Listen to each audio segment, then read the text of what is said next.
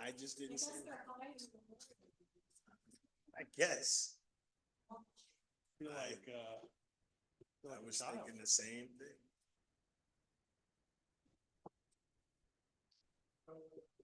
We're up. Okay. Good evening, everybody. It's zoning board work session. And we are just going to chat amongst ourselves where necessary, and the meeting will start hopefully by 6:30. It's no public comment for the work session, so this chair is killing me. Is there anything in particular anybody wanted to discuss? Well, I just, Southgate Avenue, the documents will be like, there's still a building there that has to be torn down, and it's been torn down, and then is there a cellar underneath that slab? Because they're indicating that. Yeah, I was there today, I went by there today. So, but there was a slab. I didn't see where there's a basement. no, I only saw the slab there. There's a reference of a basement, is.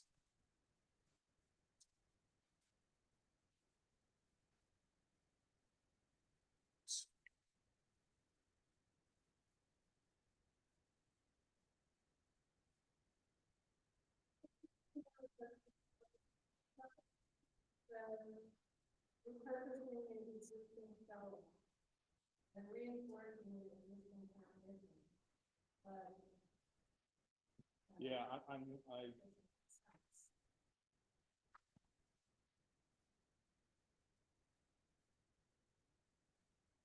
no, I'm sorry. Let me just get my act together here with all these papers.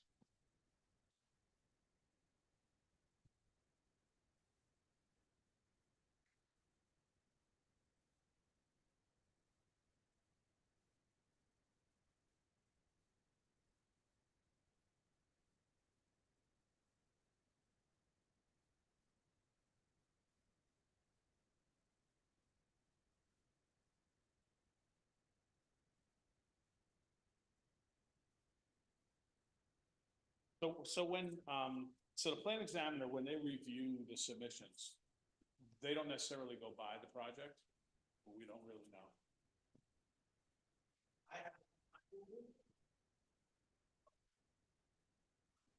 Yeah, I mean, my guess is it's not big. They should, right? Yeah, but I don't know. Yeah, all right. That's, Rats. yeah. Well, maybe here's an opportunity for us to ask that question. I mean, they're under the building department, correct? Correct. And so there are separate commissioners for planning and building.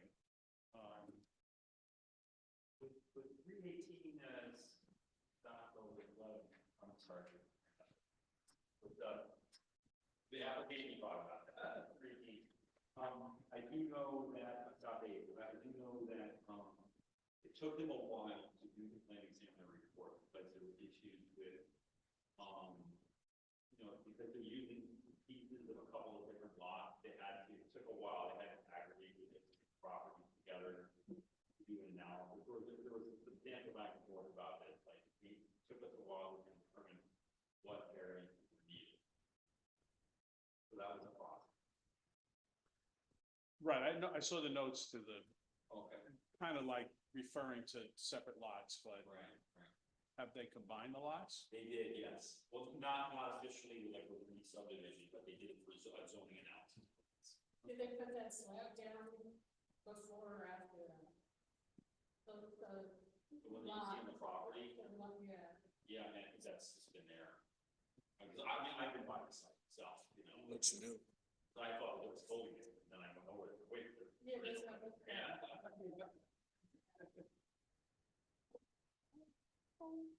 Good evening. Good evening. Yeah, so, I mean, I don't know if it matters, quite honestly, to us, whether there's a basement or not, right? There was a basement, So the plans themselves showing the basement? Yeah, for a gym, that's down in the basement, but that is not a building.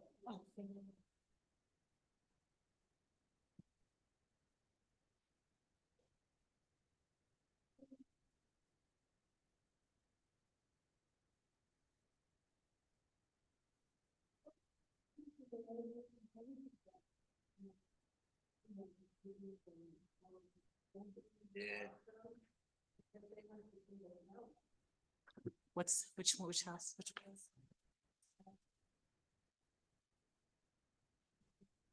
Ah, oh, yes. I drove by there. Yes, so the first thing I want to do is, the plans call for a cellar, and then these documents all say you have an existing cellar, but how do you have an existing cellar? On a vacant s- Yeah. Right. So I assume these are pictures of the old building before it was torn down? I guess, yeah. Yeah. Partially completed.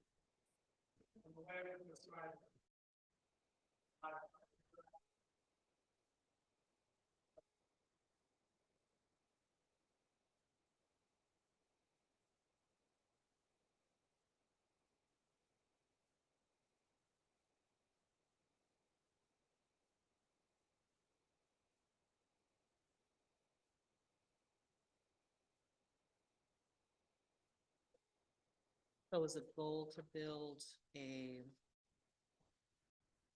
house or a Community. community center? This family life center here? Okay. Yeah, I looked that up. I thought it was kind of maybe odd, but I guess it's not odd. No, it's allowed. I looked it up, yeah. As an extension of like church. Yes, it's gonna be part of, so the church will be building it? They just pretending. Huh? So Teddy, Who will be building? Okay, makes sense. So it's gonna be like an extension, Right, existing. right. Well, it's gonna be an addition to. They're not connecting the two. yeah, It's gonna be a whole different center. we've had Yeah, no. smaller cutback on the side that's adjacent to the church. Where there's a. Yeah, they said there's zero setback. That's the one adjacent to the church. I believe. But it's not, But I- you're also that means of up against the fence or the. It's up against wherever the The, property. the lot line, The lot line is, yeah. not sure what's there. I think so, yes. Well, it's all construction fence around the property.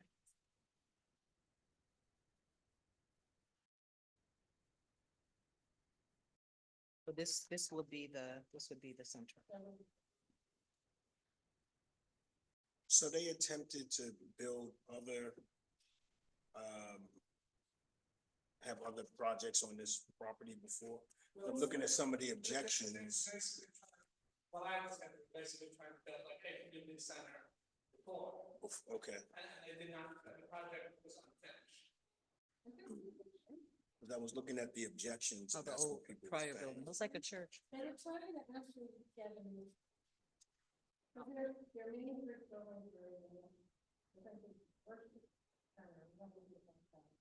Oh.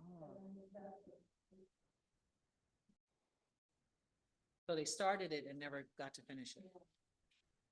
So what happens with, that building's cost? I don't. Yeah, They're surely less expensive than building a brick and mortar structure. yes.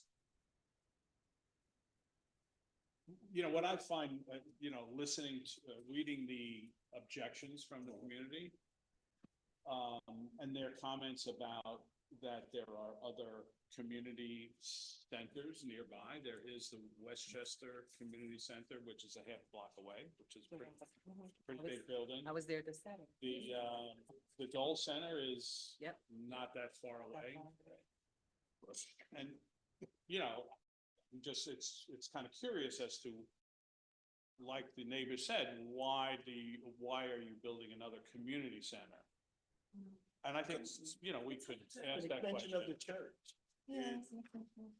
It, I think it'll have more to do with the church and the church community that everybody can be a part of than just being for Mount Vernon. I think it's more church centered. We should ask. Well, that's the question. Is it open to the public or is it just so open to the church? They want everybody to come. Well, but again, if there's already facilities, The other way that the word was worded in like the application is kind of, they described it as like a community benefit, but I don't think they got very clearly into like. Yeah, well, what are the Like the benefits? delineation of whether it's gonna be like a community thing or a church or more. It sounded like it's a combination, they'll have meeting rooms for community rooms as well as offices. For the church, oh, yeah, Well, it's a multi-purpose, and then you do gym and the basement, okay, and a basketball, court. okay, So okay. it's. But the structure, the basketball, I'm sorry? This is zoning board meeting. We're just in our work session until 6:30 when the public meeting will start. You can stay. You can stay. What were you saying? Well, it seems odd that they would have a basketball because the structure they're building is, there's no delineation of floors, right? It's just a big open space, like a gymnasium would be. Is that my understanding? Well, I think in the basement, there's a basement where there's supposed to be a gym, I don't know if that's the basketball gym, or is that one of the stairs, but the building height itself is higher than normal for the basketball. Yeah, no, I understand. It's just, okay.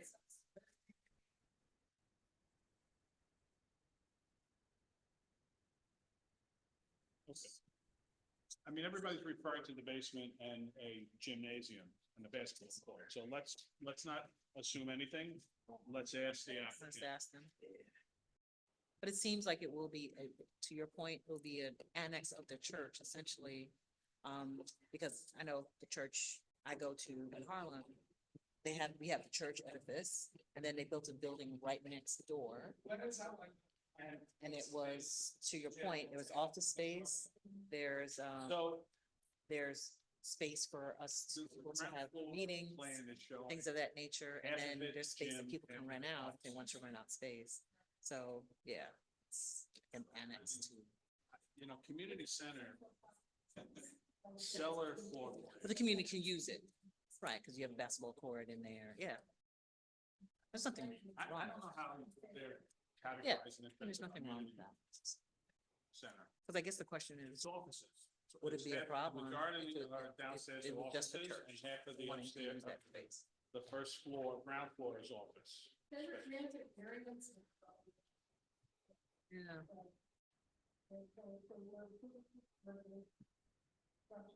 2009, right?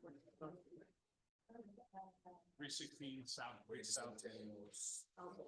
life center. So I do want to ask everyone on this board right now. Is anybody a member of that church? No. All right, just relative to full disclosure. I think it's, well, you wouldn't necessarily have to recuse yourself, you might, but I think, you know, that would be up to the individual and how things start to go. But I think it's important that the public know, if there was anybody. Okay.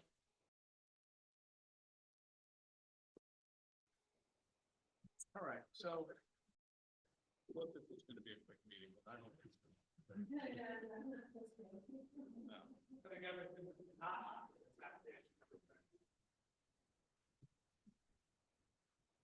Your light is on.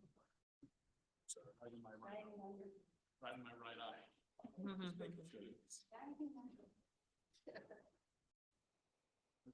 Actually, this is my better size. Did I get two by accident? I got a black one. Okay. Lot of paper. Lot of paper. I know.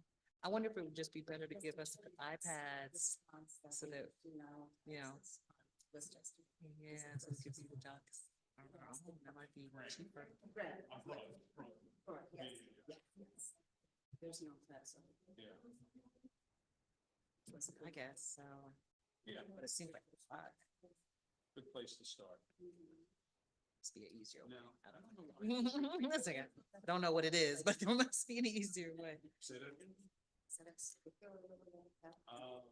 It's so. No, because I got. Well, thank you. I knew you was a member. Maria, do you know why there are two sets of these plans? One looks in Just- color and One's one's black not and in white. I color. just asked that. So everybody got the same thing, right? Yeah, yeah, I asked the same question. So, yeah, I mean, I think. Okay.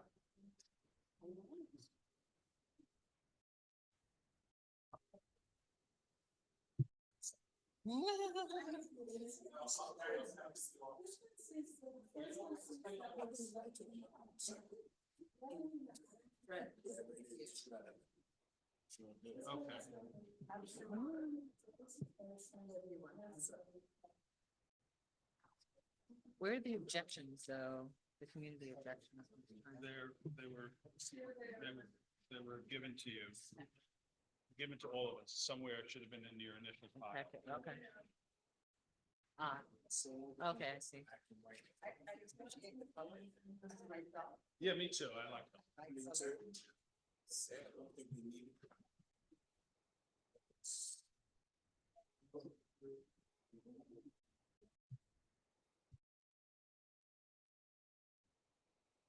Okay, yeah, no. Okay, okay. Oh, you got additional?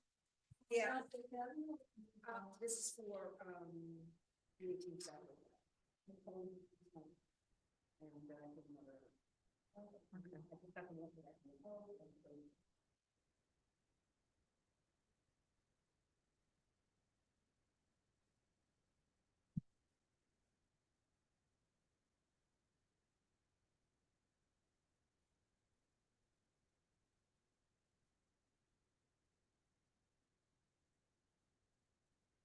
Do we, curious about the timing of East Broad relative to getting their approvals and when 42 West Broad got their approvals?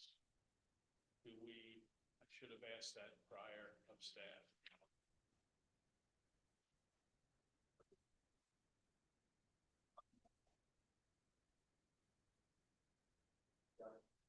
Because I don't know, I'm just curious whether, maybe the applicant can tell us. I think we went looking for files, we didn't find. Before the two, we have. I think we do have the 42, but not. No, we pulled whatever files we got. Yeah. Yeah, I have, we have the approved version. Okay, well, East Broad. Yeah, we have that. Right. So, I guess what I'm curious about is, they don't meet, they got a parking variance? Right. Were they using any of the garage at that time, which is no longer available?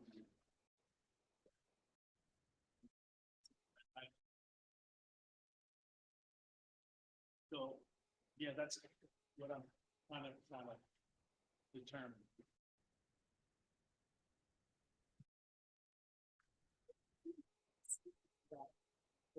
Probably going to do some, because it's really roughly, better than that. Yeah, well, I think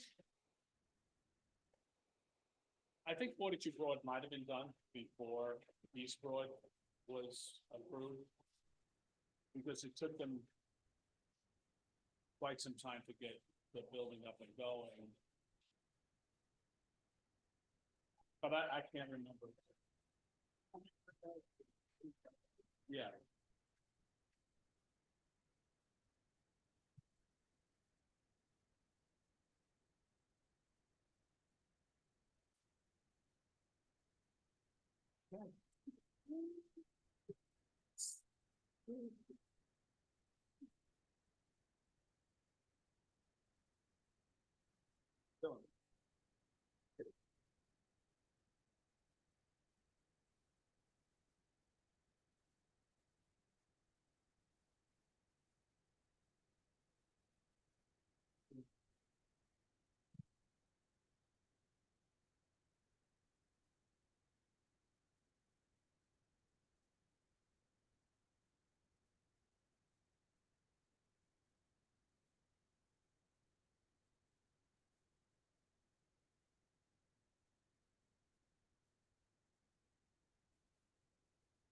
Everybody else, no other particular questions on any other stuff we're looking at or on the agenda tonight?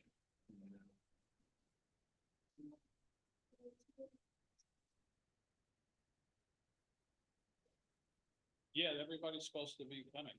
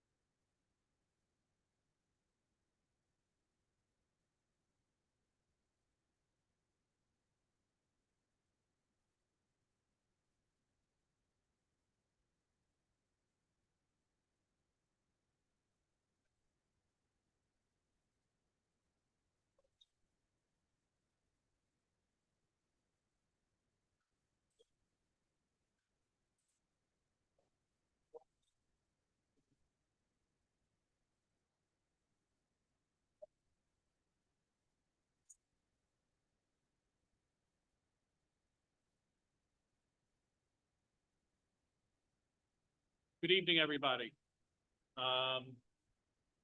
Welcome to the Zoning Board of Appeals monthly meeting and hearing. It is 6:30. And we'll begin with a roll call for attendance of the board. Present. Commissioner Bellato, here. Commissioner Castillo, present. Commissioner Knapp, Present. Chair Espino, Here. William, would you mind, I think the blower just went on. I'm not sure we need it. I think if we can turn it off so that, because the sound in here is tough as it is, you know how to do that, or? All right. Okay. All right. In the meantime, item number 2 is approval of minutes. We have received the January 21st and the February 18th, 2025 meeting minutes. Just hopefully everybody has reviewed them. And if you would like to, if there's any changes, please note on either one, or you want to take them both at the same time. But does anybody want to make a motion to accept them? Make a motion to accept Second. January, February minutes. Okay, on that question, any big question about those minutes? No? Hearing none? Everyone in favor? Aye. Aye. Now, Maria, there is another thermostat over there that could be, oh, that's still. oh, ah, Oh. okay. All right. All right, item number 3, public hearing, continued public hearing, case ZB 24-10 and 1119 South 10th Avenue, section 165-69, block 3052, lot 32, in the RMF 6.75 multifamily residential district. It's continuing public hearing.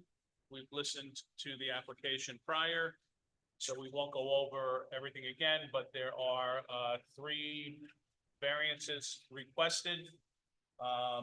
One is the use variance, and then there are 2 area variances. Jack Adesso.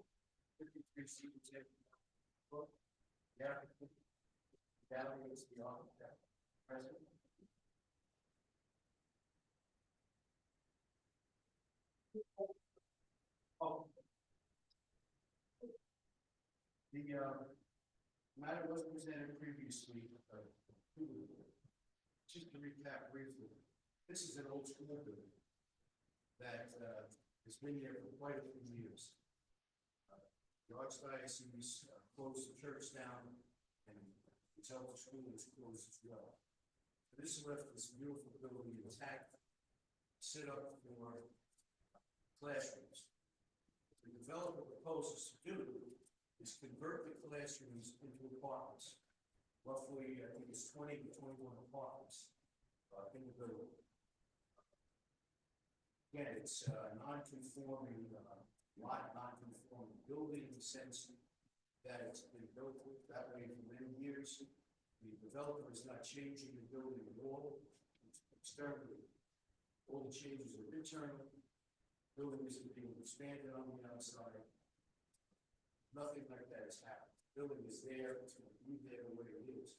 The changes are internally where the apartments are being added. So, in addition to the area variances that are described, which is I indicated before, pretty much our prior variances that haven't been added to by the applicant, we've been there all this time. The issue is the parking, which comes up all the time around, it comes up in this particular site. The applicant presented a parking study and a traffic study to the board back in January, which I believe you have, and I believe you reviewed.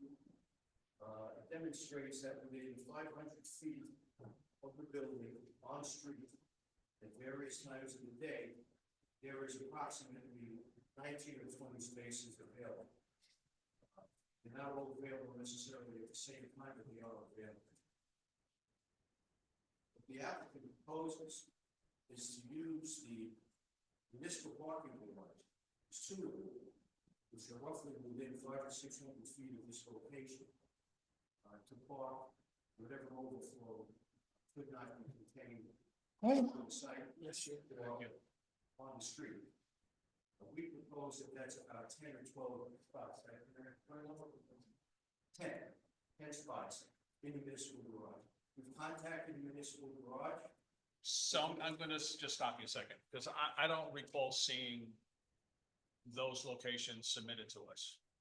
These, The municipal garages. well, that's fine, but I don't know where they are. And I'm hoping that you can tell us.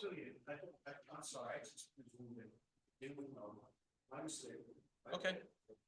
Shooting Valley was in place. So the two garages, one is across the street, so it's the City Hall parking lot, the other one is on Sixth and Second. Those are the two closest municipal lots. All right, so these are nowhere in the general vicinity. They're not, they're a little more than what's required by code, so there would Okay, be. all right. So one is the one on Sixth Avenue and the other one is where? The City Hall, that's across. The City Hall lot. Okay, Just for clarification on the process, we made a request from planning to reach out to city council and traffic, to provide some documentation to the board. But unfortunately, like that, documents from the department where we have the draft yet. We were hoping to see the commentary and if it seems like a sensible idea, we'll continue to go ahead. Basically, the parking authority will not issue a letter to that effect until the city council authorizes them to do so. But in speaking with them, there are more than adequate spaces to accommodate 10 cars in either of those lots. So we've tried, to purchase surrounding lots, to rent lots, to provide parking. But none of them were there. Even the church wanted to give them spaces, the radio development properties. So, well, that basically, when approaching the city about parking in the municipal lots, of course, since it receives the 500 radius, we will give variance, allow us to extend it to that location or those things. But I would also like to point out that this property is within, I believe, 2 blocks or a block of the transit oriented zone, which runs up Stevens Ave from the train station down below. I think that's Mount Vernon. Mount Vernon Avenue. Mount Vernon Avenue. Well, Stevens Avenue, Mount Vernon Avenue goes up to Stevens Avenue.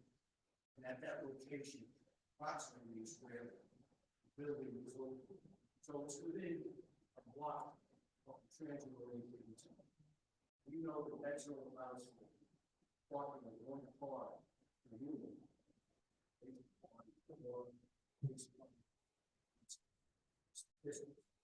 So you have that idea in mind when we ask the board, consider requiring less than 2 parking spaces per unit.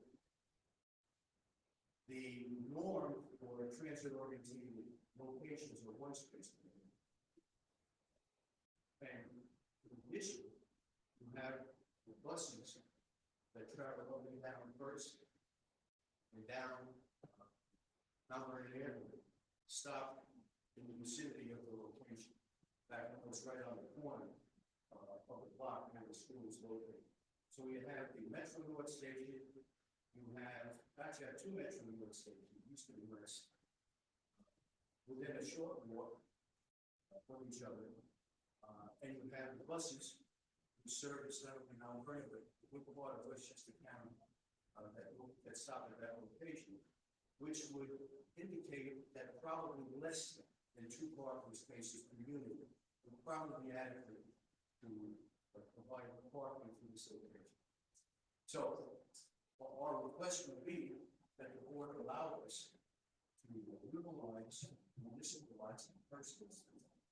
Hopefully, reduce the number of required spaces to be more in line with the spacing that will be required in the transit over to the.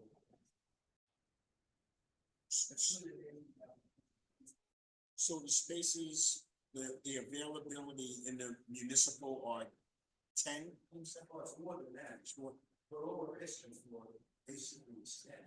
Because you want to reduce the number. And again, if we reduce the number from 2 per unit, reduce the number of spaces that we require. I mean, we could ask for more than 10 units. I'm sure that it will be more than that. But at this point, I hope we consider reducing the number of units. Yeah. Based upon the map, you can see the map. Have it up on phone. Approximately 15-minute walk. You know, 2 trains, we still going down again. Right. And then you have measuring level, one side, on the other side, and one service up and down First and down Vernon Avenue and down Stevensville as well. So you look at it, it's really a location that is adequate transportation for people that park here that not necessarily have to have a car. And that's the application. I mean, I don't know what else you can do with the building. There's no need for schools. As you know, Mount Vernon is closing schools. The Archdiocese has already closed churches and schools, so you have a beautiful building sitting there, underutilized and not utilized at all. Can't imagine what other use it would be. How about the Jack Adesso School of Law? Well, as long as you want us to profess, you have experience with the building, having gone to those schools. So listen, I think we all have kind of indicated that it would be great to repurpose the building, and the idea of saving the building and making it residential is something that we all hope could happen. But the big issue is the parking. There is 0 parking supply. And I know you guys tried, and I guess pretty much came up empty with anything nearby to say, okay, this is within a half a block or a block even. You know, all the potential parking was not available to you. So at this point, it's a stretch, clearly, you know, it's a stretch. It's a stretch to say that the municipal lot would serve this property, because I'm not sure, honestly, someone who lives there on 10th Avenue is going to want to come home at night and park on 6th Avenue and walk up First Street. I don't know. Maybe there's a small percentage of people that would do that. And I would think that becomes a detriment to the owner of the building. And then what happens is the hunt for parking on the street starts, right? I know you guys, you know, did a parking study and we did ask you to also examine that for Sunday, because that's when church is in session, but so we never got that back, but that's okay. I don't want you to go crazy at this point, but Because I'm not sure. To me personally, as one member of this board, it's kind of a stretch. You know, to talk about, TOD, transit oriented, again, you're stretching zones, you know, that overlay zone was put there and studied and specifically, you know, and I know you're here to try to have us look on the side of something that's more favorable to your development, your client's development. I understand that. I don't fault you for that. However, all of those things are a stretch and they're anecdotal and there's nothing to say that there won't be 2 cars per family in that place as the zone calls for. So it's going to be a tough one. And I'll let the rest of the board ask any questions or speak if they'd like to, and then we'll just again open it up to the public. But if you want to, One other thing. Yeah. Most of the apartments, the one bedroom, the 3 studios, the rest of the one bedroom, there are no 2 bedrooms, is that correct? There might be 1 or 2, but for benefit of the doubt, but the majority of the building is 1 bedroom and 3 studios. Likelihood of having 2 cars in a 1 bedroom apartment, it's really slim to none. Okay, I mean, in the reality of things. And to me, that lot can't be developed any other way. Because even if you tore that building down and started from scratch, you would have the same issue. You would have a building and you'd have parking issues. Because that's just the nature of that site. So it's really an unnecessary hardship that was not brought on by the applicant. The property is what it is. And I would hope that the city would save a building like that and allow these variances and this use to take place. And just the way the zoning ordinance was changed to allow the transit-oriented zone to go where it is, it could be changed again to allow it to expand, which I believe is what's coming. Okay, it stopped there arbitrarily, but if you think about the logical development of First and Mount Vernon Avenue, I think you'll see that there will be more buildings in those areas down the road, which would mean that TOD will be expanded, and that property will be right in that zone. So again, I'm asking, we're asking for a stretch, but I'm asking the board for a stretch. No, I Because understand. I don't believe there's any negative detriment. 18 1 bedroom and 3 studios is the neighborhood. So I think, Any 2 bedrooms? yes, Any 2 bedrooms? 18 1 bedroom and 3 studios. So it's really set up for, single people or a couple without children primarily, who need to commute to work. And this is perfect location to do that. And again, it's a beautiful building. Hate to see it destroyed. But I don't know what other alternative there is. And just a comment also on the unit count and the layout of the building was there was an intent to maintain most of the structure because it holds up most of the roof. And so that's how the apartments essentially are divided between the structural. What's the actual distance from the property to the municipal lot? I think it's 500. I can measure it, but it's 4 blocks going down First Street, and then you have to cross over the bridge and then go halfway up the block to the parking lot. So it's like a 10-minute walk. Approximately. Yeah. So we'd have to looking to secure the spots from the city for that? The owner would purchase the spot. Yeah, I mean, the parking authority kind of gave us a verbal that the spots can be purchased, but to actually get something in writing, so I believe a request needs to be made either from the board or from the council. Right. In other words, it's your board to request a formal statement from the parking authority that there are spaces available to accommodate this development. They would give you that information, but you're not going to do it based upon our request.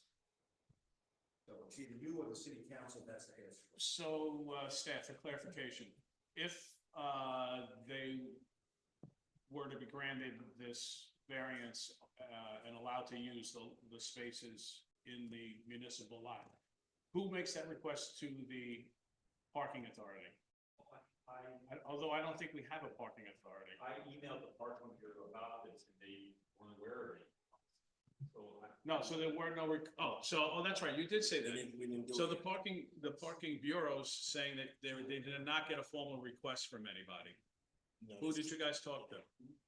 It was at City Avenue. Yeah, so just to fully clarify, it wasn't me personally, it was, Benito who works in my office, and we communicated with Maria Pace and we informed her of it. I don't know the exact person. we spoke Is there an to. email? Is there a letter? Is there any correspondence or? Let me ask you this, what difference does it make? Because, You ask, Jack, whoever the authorities, I'm gonna ask the city over here. If so there's here's the no thing, hold on a second, because you made a statement Yeah. that you asked the parking We did. bureau or authority, We correct? did. And staff checked with the parking bureau and they said there were no requests. So it becomes, you may think it's not important, but I find it important. When somebody makes a statement and it's not corroborated, then I want more information. And so I don't think for you to say that I'm being whatever and we could just ask all right, but you want to glaze over my question and asking if there's anything in writing. And so is there anything in writing about that request? Okay, thank you for answering it. Point made, but I continue. Yeah. There was simple resolution. Make the request. Ask the park, he says parking bureau, you say there's no. No, parking. whatever. You're right, there is no parking. So we were told that the city council is the one that ultimately approves the use of the park. All right, so I'm gonna stop you there because that's where I started with my question. Is it this, do we know if it's the city council that has to make that request? Is it the applicant who makes that request? Is it the zoning board of appeals or a land use board who makes that request? usually, after the developer would approach the parking bureau and say, it's possible. These spaces, garage, I mean, it's like if you wanted to park in the garage and take the train to work every day, you would approach the parking bureau. Right. I want to buy a permit to park here. Okay. It should be considered like a public-private partnership within, because you're buying spaces from, I think the code, stop me if I'm wrong, I think the code says that any agreement to use the municipal lot between an applicant and the city has to be approved by the city council. Okay? And what the procedure is for the council to determine whether they want to approve it, and I don't agree with that. I do know, I don't think we have parking tonight. So if we could be direct. Okay, so why don't we do this? Because I don't think we have the answer right this minute, all right? And it's kind of a big ask and, but I'll poll the board first, because honestly, I don't want to spend a lot of extra time and energy of staff and the applicant if this is a non-starter for the majority of the board. And I mean that in that, what he's saying is they're not going to supply any appropriate parking on site or near the site. And the only thing now they're looking to do is say, if we can get a permit to park cars in the municipal lots, which you now know where they're located. And not only that, he's asking for 10 as opposed to 20. And let's say we even said, oh no, you need to get 20. Is that something that this board would consider? Or are we still concerned about what might happen to the neighborhood with the lack of parking? So is this a potential remedy? So forgetting about how we go about it once we get there, I don't want to waste the time if the majority of the board, and is that appropriate for me to even ask that of the majority of the board at this point?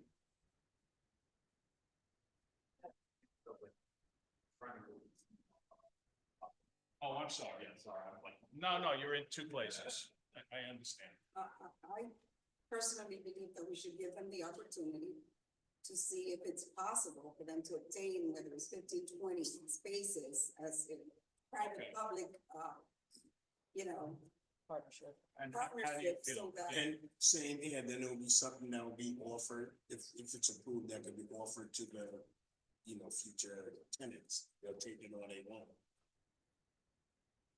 I mean, Well, it's an yeah. option. Yeah, It's not- I don't know if you want to say, offer the tenants if to take it or they won't, because then they'll be searching. It will not have solved the problem of cars jockeying for spots and creating a problem in the neighborhood.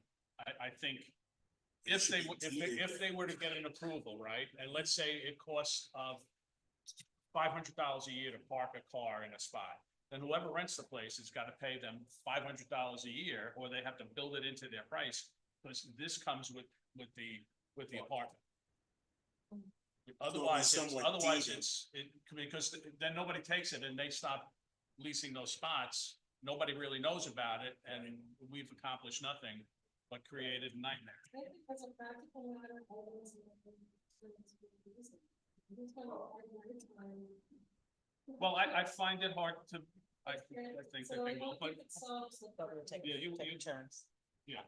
So one of the things that I just want clarification on, so right now, when I go past the block, there is no parking in front of that school, right? yeah, So, we had discussed that. right, so there will be street parking, so that's four spaces right there. Yeah, but right? those are four, not to interrupt you, but those 4 spaces are street spaces. Mhm. They are not for this, Dedicated this to the, property.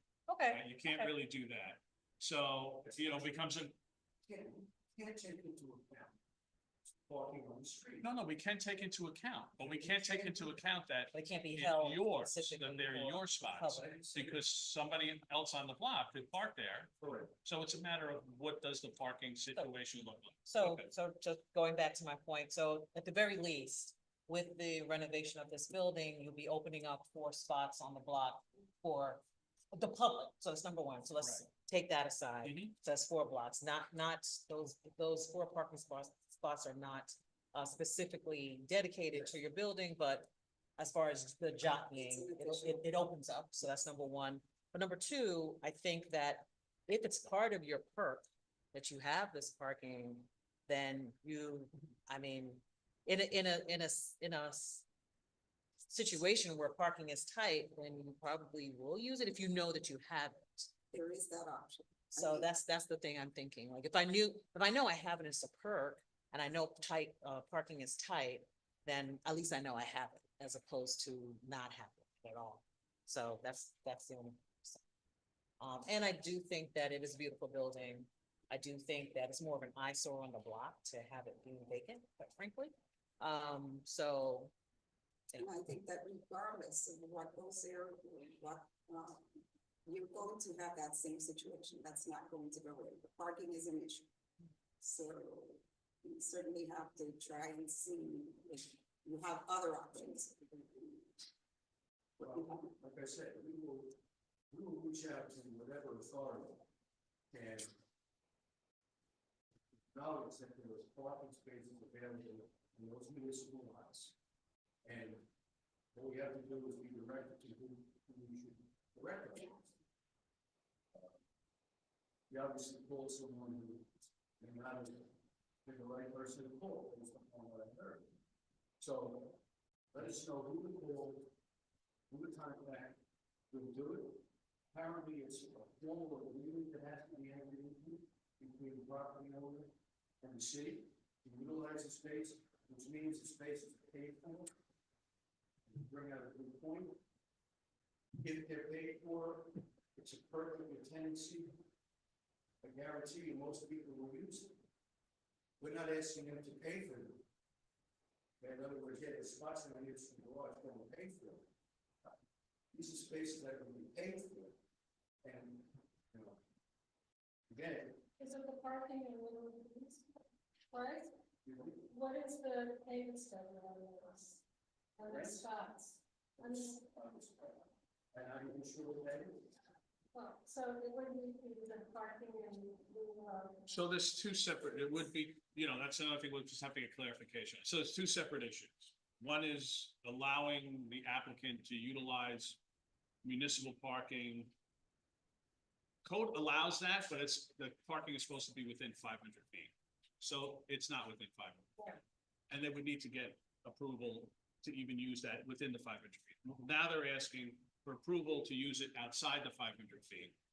And the second thing is, which we would need clarification on, we have zoning code or ordinance that if you do not supply the proper amount of spaces as your property is zoned for, there's a fee involved, a one-time fee for spaces that you're not supplying.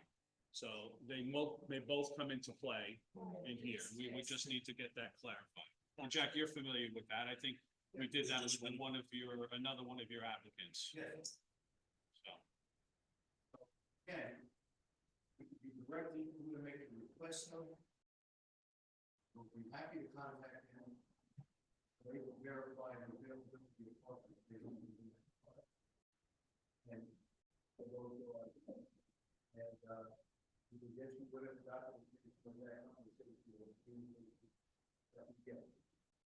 Yeah, don't take a big chunk of the gospel church for us. There's, Yeah, we did, none of the churches wanted to give them any spaces. There was a Knights of Columbus seminary, we had 2 wanted to give them any spaces. night hours. We contacted them all multiple times, their real estate brokers reached out. And nobody wanted to give up the space. It was, so. You what it is. I don't wanna go to the point to the back. If the area was developed, the way it was developed, none of it's been attacked before. So it's almost like when you're the West by answering, this guy's stuck in the corner. No, I'm not saying that. I realize trying to blend and match the need of the community with the need of the developer, the property owner, and the stand over it. But the nature of this application is such, and I want us to make it from the city, go forward, maybe reducing the number of spaces required, but certainly allowing them to park in those municipal lots. So if I could, I simply Googled parking permit, Mount Vernon municipal lot, sends me right to the police department. Talks about fees and how you can make an application. So not sure who you guys talked to, why you didn't know that, but you know, we all learn from time to time. So,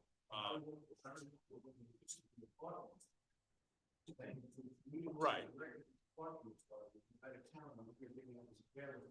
Not only in the city hall parking lot, but in all the parking lots. Yeah, so they call it the parking bureau underneath the police department. So you can find out, and so I would ask not to have staff do that. I think that you and or the applicant should be contacting the parking bureau at the police department. Tell them you're looking for, well, the number of spots. Whether there's spaces available. We need to know what the number is, right? 20, 30 spaces. Yeah. And a minimum of whatever you allow us to Yeah. use other than the exact number. Right, and then once we know that, and then we'll have staff look into the fees in lieu of. Right.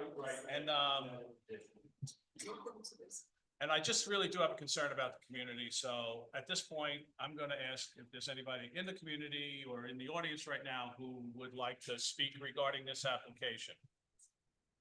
Is there anybody here that wants to discuss this application? South 10th Avenue. Okay, and Will, is there anyone online that wants to ask a question? I don't care how many people are online. I just want to know, do they have any questions? Okay. All right. Location of this parking lot, this municipal lots. Sixth Avenue. Sixth Avenue. The one is the parking lot across from the city on Stevens Avenue, I guess. Oh. No, I also, I walk back and forth to City Hall all the time. Easy walk, And from my office to the site, to know that they have a proper lot. So it's not a very extensive walk. But again, that's me, but I said, so. When you drive around, you can't find the parking. I lived in the city and I walked a few miles, a few blocks to get to a garage because I knew that that's where I parked. Yes.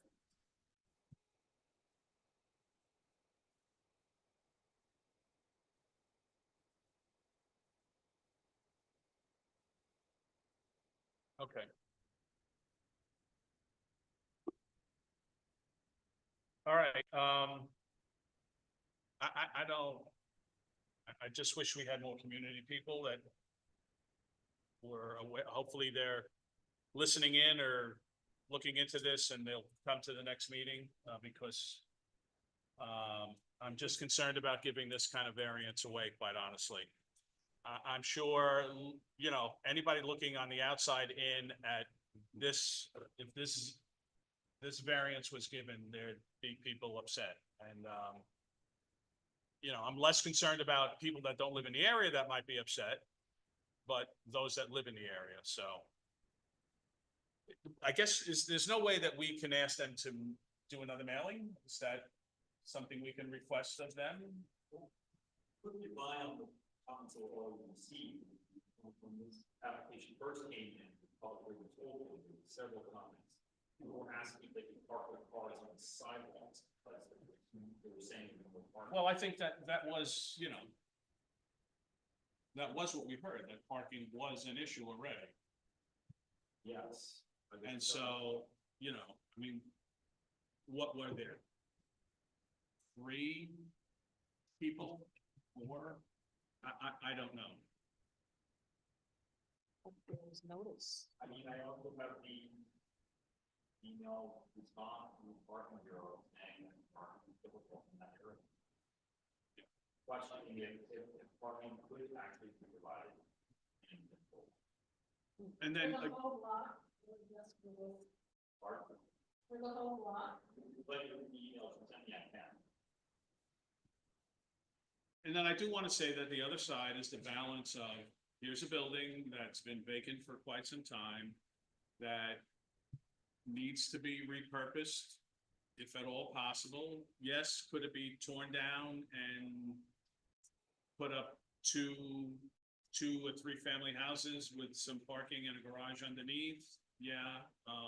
Is that building architecturally valuable? I believe it is. There's history there, and so I wouldn't want to see that happen. However, this is not, you know, it's just a challenge to balance it all. Yeah. All right. It's difficult because on South 11th Avenue, there's no parking on one of the sides of that street. And then on an alternate side of the street, day parking. What do? Even when it's 10 spaces, they've gone off from the municipal lot, there's still not parking. When you bring in extra cars. So there's really a desert of parking. Yeah. Even with 10 spaces in the municipal lot. Yeah, no, I see that. Okay. All right, so we have a clear course of action at this point, and we're still willing to look at this, right? It's kind of what I hear as a consensus. You know, again, if the fact that there are 21 units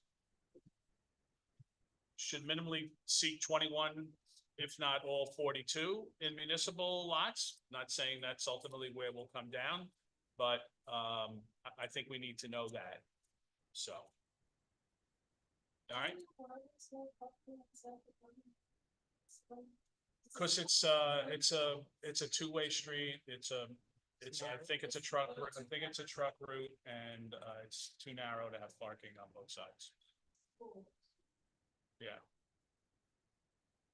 All right, so motion to just adjourn this to the next. Okay. All in favor, aye? Hi. All right, we'll see you next month. Thank you. So at that time, he'll bring in information from the parking bureau. Right. Yeah, so you're clear on what you're gonna do at this point, right? Find out If this spot's available, what and then we'll go from there. process is to get the necessary approval from them. Right, Indication that they have the spaces built. right. Okay, Thank you. Thank you. thank you. Thank you. Okay, continued public hearing, case number ZB 24-14208 Westchester Avenue. Section 165-46, block 1124, lot 9 in the RMF 6.75 multifamily residence zone. Again, this is a continuing public hearing. Applicant is looking to repave the driveway and increase impervious surface. There was discussion about that at our last meeting and concerns that the applicant had planned on having the water run into the street. We have determined that that's not according to code, and that he should seek other alternatives. And the applicant and his representative, Mr. Vidali, is here today. Well, actually, no, we hadn't heard the commentary from the board, and we're hoping that the engineer was gonna weigh in, so we didn't present anything new. Are you Okay. supposed to propose a stormwater system? Unfortunately, the applicant is not, looking to do that, and we were hoping to understand how the city engineer was gonna comment. on the proposal. So there wasn't, unfortunately, the city engineer, I don't believe, did comment, but we were able to. Staff was able to research the code and ordinances, and I'm gonna struggle to find it. And if you have it handy, maybe you can give it to me. So hang on, let me find out where it is. Probably this other pile of papers. And unfortunately, information is private, so it's going on. Okay. All right, I'm gonna read the, all right. So for 208 Westchester Avenue, we sent the communications city engineer, but we did not receive a response. However, a response may not be necessary given our review of chapter 226 of the city code, which is entitled Stormwater Management. This chapter makes it clear that stormwater runoff should not be increased through the unnecessary addition of impervious surfaces. While the law does not explicitly say you cannot knowingly discharge stormwater to the street, it does say that increases in stormwater runoff discharges should be minimized and offers several reasons why. If this application is discussed further at next week's meeting, discussion of the city stormwater management ordinance be included in the discussion. The applicant could be instructed to make their, there's no problem me reading these recommendations, right? No. We have nothing to hide. There you go. The applicant could be instructed to make this project consistent with this ordinance to minimize the total amount of volume of stormwater runoff which flows from any specific site during and following development and redevelopment to the maximum extent practical. That is from 226-2E. Perhaps the approval can be conditioned on this. If the applicant wants to increase the pavement on their driveway to make it easier to park cars, then the additional stormwater flows should be directed to a new subsurface Coltech system, which was mentioned at the last meeting. If that exacerbates the basement flooding, then there are steps to the applicant can take separately to waterproof their basement. So it's basically what we had said at the last meeting. And again, you did speak about Coltex, and maybe the applicant doesn't want to go through that expense, and I can't necessarily blame them for that. So May I confirm that with just a time? Sure. Absolutely. So, you understand?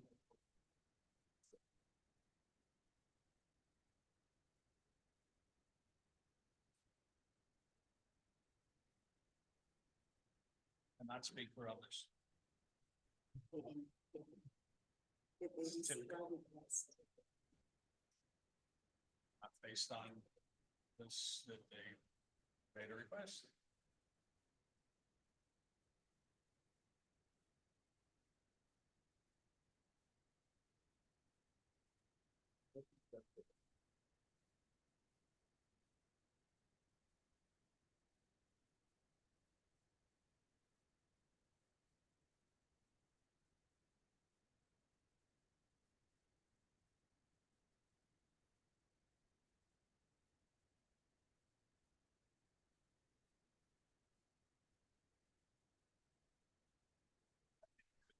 It's got some, let me see, it's got a lot of property on it.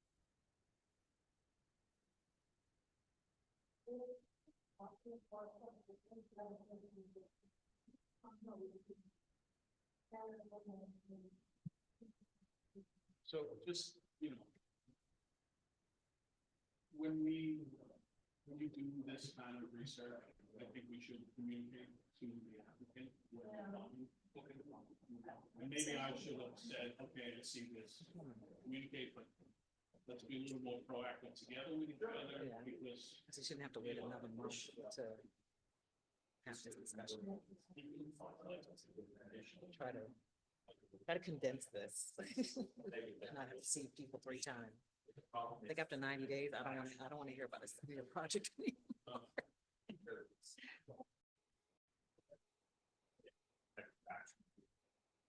yeah, yeah. So I mean, it's just a matter of them knowing what we know, what we decided, or what we see the law to be. And they may decide that, oh, this is just too expensive, and throw their application and pay the right way.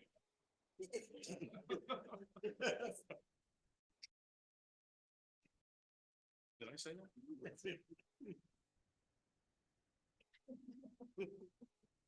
Tongue in cheek, it's all tongue in cheek.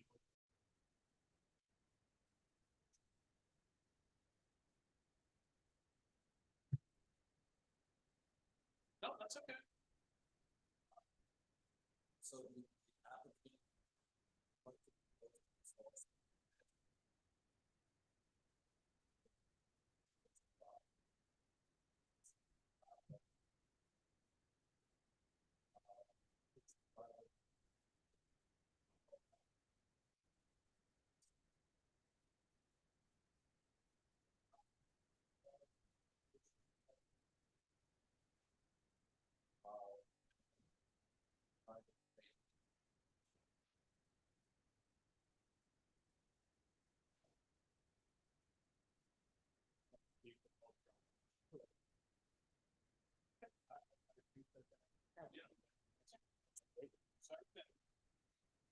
Hopefully it makes sense and it makes financial sense. Does he understand exactly? I do think so. He does. Yeah. I just wanted to make sure. Thank you. Okay. Very good. Any comment from the public about this application? Any comment from the public regarding this application, 208 Westchester Avenue? Okay, anybody online, William? No. All right, so, I would look for someone to motion to adjourn till next meeting. So, second. All in favor? Aye. Okay. No, they're coming back, coming back with a plan. Okay. This is a new public hearing, case ZB 24-15. Excuse me, 318 South 8th Avenue. Section 169.30, block 3057, lots 3.4 and 23 in the RMF 6.75 multifamily residential zone. Regarding public notice, the board received proof of mailing on March 7th, 2025. Proof of publication in the Journal News on March 6th and 7th, 2025, and proof of initial sign posting for the application. The board has also received an affidavit of sign posting stating that on March 4th, 2025, a sign was posted at the site giving notice of the zoning board's March 18th, 2025 meeting. The board also received photographs showing that the sign posting on the property had been updated, providing notice of today's meeting. The owner, Greater Centennial AME Zion Church, is represented by his architect, Cappy Sabir of Sabir, Richardson, and Weisberg. The applicant, Weisberg. You know, I knew I got that wrong. The applicant is seeking to obtain 6 area variances for the proposed Family Life Center and Community Center for the Greater Centennial AME Zion Church. Area variances requested, section 267, attachments 2 and 3. Item, building height 3 stories, 35 feet is permitted, proposed 44.08 feet. That's a 9-foot variance, 26% variance. Building coverage percentage, 40% is allowed, and proposed 48%, and 8% variance. Front yard setback, minimum in feet, 20. 6.08 feet proposed, 13.92 feet variance, 69.6%. Side yard setback minimum, 7 feet on each side, 18 feet combined. Proposed is 4.42 feet on one side, 0 on the other. 4.42 feet combined. 2.58 feet on one side, or 37%. 7 feet on the other side, 100%. 13.58 feet combined, 75.4% variance. Rear yard setback minimum in feet is 20. Proposed is 14.42. It's a 5.58 foot variance, 27.9%. Parking, 5 spaces per 1,000 feet equals 80 spaces required. 62 existing parking spaces, 18 spaces variance, or 22.5%. The application has been sent to the fire department, the police department, the water bureau, DPW, and the city engineer for comment. The application is not within any of the locational triggers required for the Westchester County Planning Board. Secret, the proposed area variances are categorized as an unlisted action pursuant to secret. The ZBA should determine whether it wishes to serve as lead agency for this application. Before we hear from the applicant, relative to notifying the departments, fire, DPW, has anybody responded on an official level? No. Okay. Okay. Hello. Hello. Good evening, everybody. I'm Captain Sabita, the architect and engineer of record project. Welcome. Thank you. 318 South 8th Avenue. Just to give you a little background information, I'm hoping to pass it to you. This is a site that actually had a building. It was approved by the board back in 2007. And then the economy collapsed before it occurred, and they basically built about half the building and had to stop. And it basically sat there really unprotected from the elements until about 2 years ago. So when the church was finally ready to continue the project, we went and evaluated. Unfortunately, the structure was not. Years and years of rain, and freezing, and thawing, all of it still was broken. So the decision was made to demolish the existing building down to the foundation and build something new on top. And during that process, the church got a fantastic deal for a prefab building, and went ahead and purchased it, and gave us the challenge of figuring out how to get this building that they bought to fit on the existing foundation to make it work. So that is the history of it. There's a history that the pastor has very good about why the community center is important. I'm hoping everybody understands that. And obviously, it is something that the church has been adamant about. Now they're finally in a position to do it. Was the original building, was that for the church, or was that for the same? The original building This one. was supposed to be dual purpose. It was supposed to be a new church and also act as a community center. So basically, the church was on the ground level, and it had a full basement that had multi-purpose rooms and that sort of thing. So that was the original goal. Make that the new church, tear down the old church and do something. But since then, because it didn't happen, the church committed to making certain renovations that I think they're still in the process. But they put money into the old church, so the old church is staying. So now this new building is 100% communities, because the existing church is there. So can you, if you don't mind my interrupting at this point. So if you could speak to the community center, family center idea. You know, looking at the plans, I see a lot of offices, a lot of office space, both upstairs and downstairs. So another thing that's gonna happen, so this is the church, right? And this is ultimately where they perform all their community outreach. The church owns this building. So the offices that are here, and there's a couple in the church itself, they're gonna vacate all of these offices and they're gonna move to the Family Life Center. So this becomes 100% church, and I think they're gonna use this for some sort of other outreach, I'm not 100% sure. But the people that house these two buildings day to day, the office workers, are gonna move to the Family Life Center. And So how many people is that, do you know? All right, it's not great, Yes. It's the number of offices that we put on the plan. okay. I would say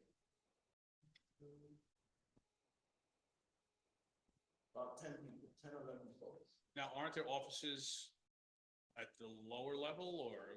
No, I think the offices that serve the church on the first floor level, and anything that we show as office on the lower level, is supposed to be the people that actually function to control the day-to-day for the Family Life Center, for the rec center. Can you show me that floor plan? If you have it.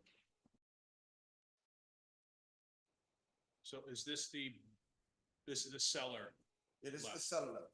So, and just to get content, this cellar level for the most part is existing to remain.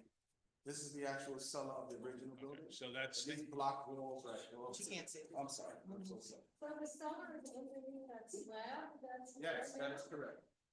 Yes, There's no access to it, so part of the other building. Goes over the top. yeah, there's an existing stair there now, but we're gonna have to replace this all out of today. so there's like a wooden shed, is that where the stairs are that go downstairs? No, that wooden shed covers where the elevator was gonna be. Because they were originally gonna have, because the original building was actually a 3-story building.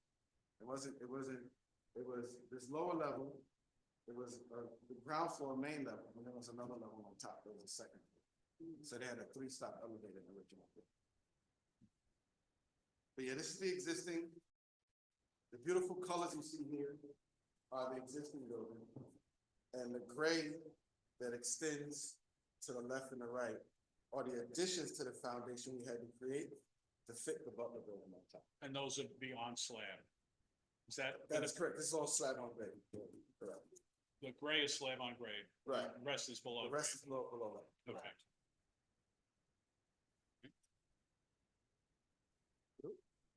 And so what, now, It's okay. what are the functions of that space? Oh, they have no clue. That's They why have they're no all called multi-purpose room, right? Okay, So, but the key is that, because it was all masonry built, it was easy enough to clean because the steel started on top of the basement to the first floor. So that's all the steel that had to be removed, it got destroyed. From so water. there'll be no windows though down Yeah, there? this is all 100% below grade, Right. all of it.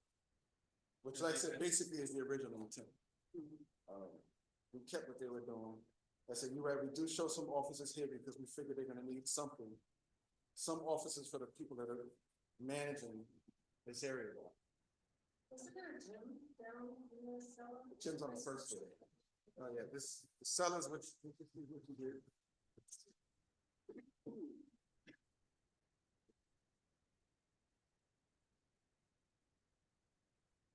The gym is on the main level.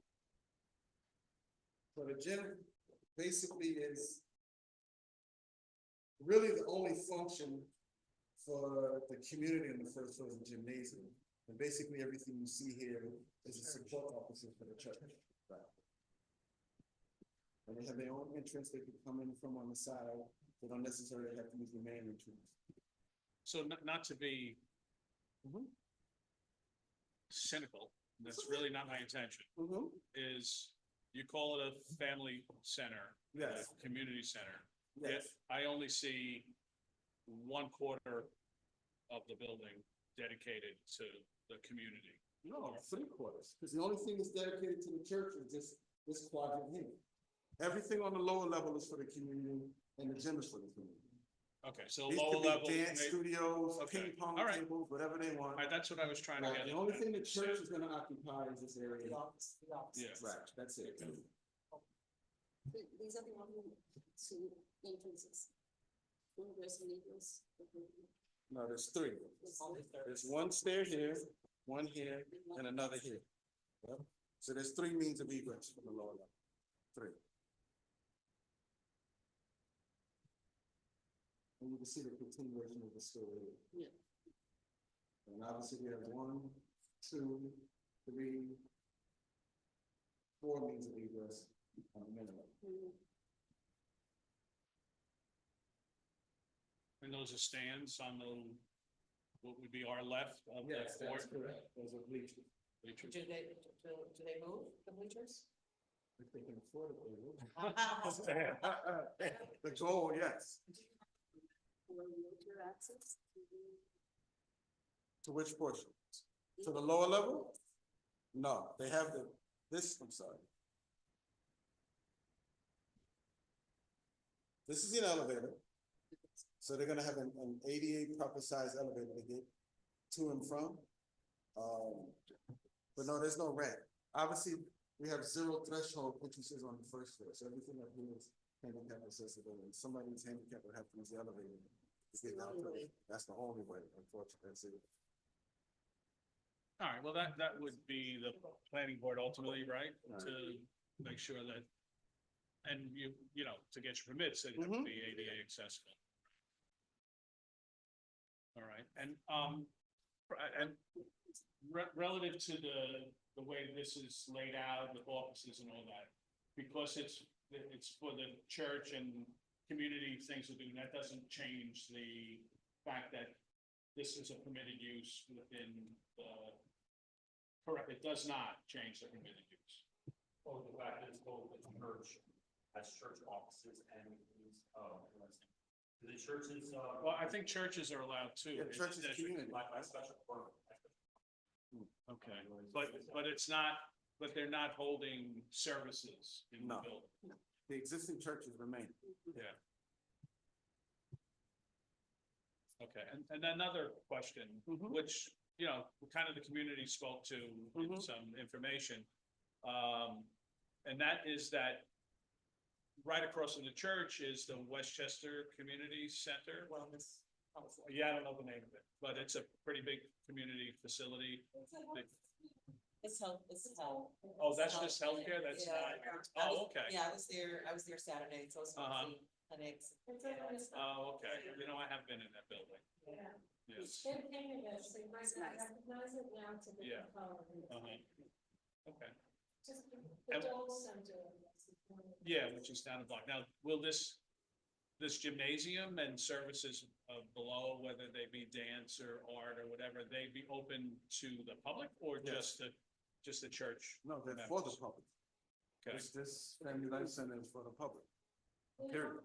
The colors of the center, is it all day long? I would imagine it should be. I'm not 100% sure. The only thing I do know is it will not be open when the church is open. Because they're sharing the parking lots. So that's the one thing I do know. Whenever they have services, this place is closed. Because basically it's the same people who operate in both buildings. and the parking is the parking lot across the street? Yeah. This is the site. Family Life Center, that's the parking lot. Yep, right across the street. Okay. Yeah. All right, and I'm gonna introduce Maya Glavin. Please come up to the mic, introduce yourself. My name is Robert Jim Jr. from the general contractor. Church, different times, people from the county, also from. I think we need to make it from drinking, walking, very. People who think yeah, but as before, things up on the global, the plan. I think this would be wonderful. Yeah, definitely have a problem with that. Plan, take it on, and we'll go nice to do it. School right up the block from where I live. I think it would be great. I see that maybe we're trying to put it wrong, but we're trying to figure out whether maybe we can cross. Seems to be that way, you know, the past, the hearing before, seeing what's going on. Okay, thank you. All right, and I said, I want to introduce Maya Glavin, who's our Okay. project manager, and she's gonna go through all the detailed nuance variances. Okay, Boring stuff. we're ready. Good evening. So, yeah, as you know, there. We have two variances that were-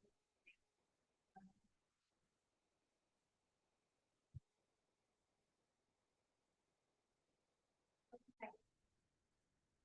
Yes, after you.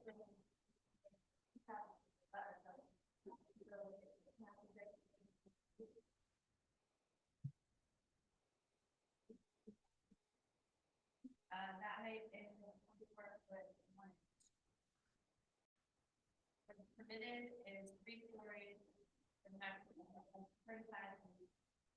So, go over that maximum.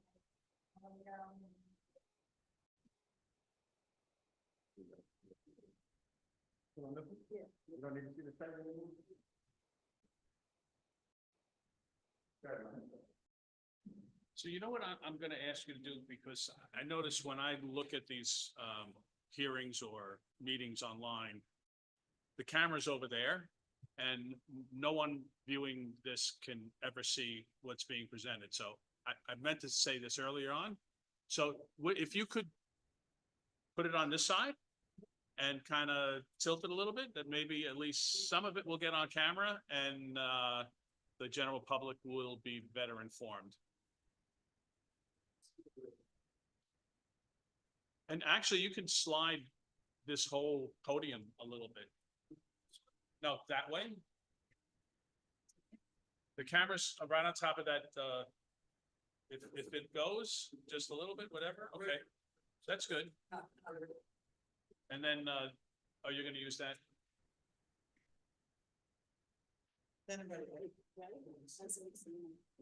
All right, so I feel much better now. Yeah, but that.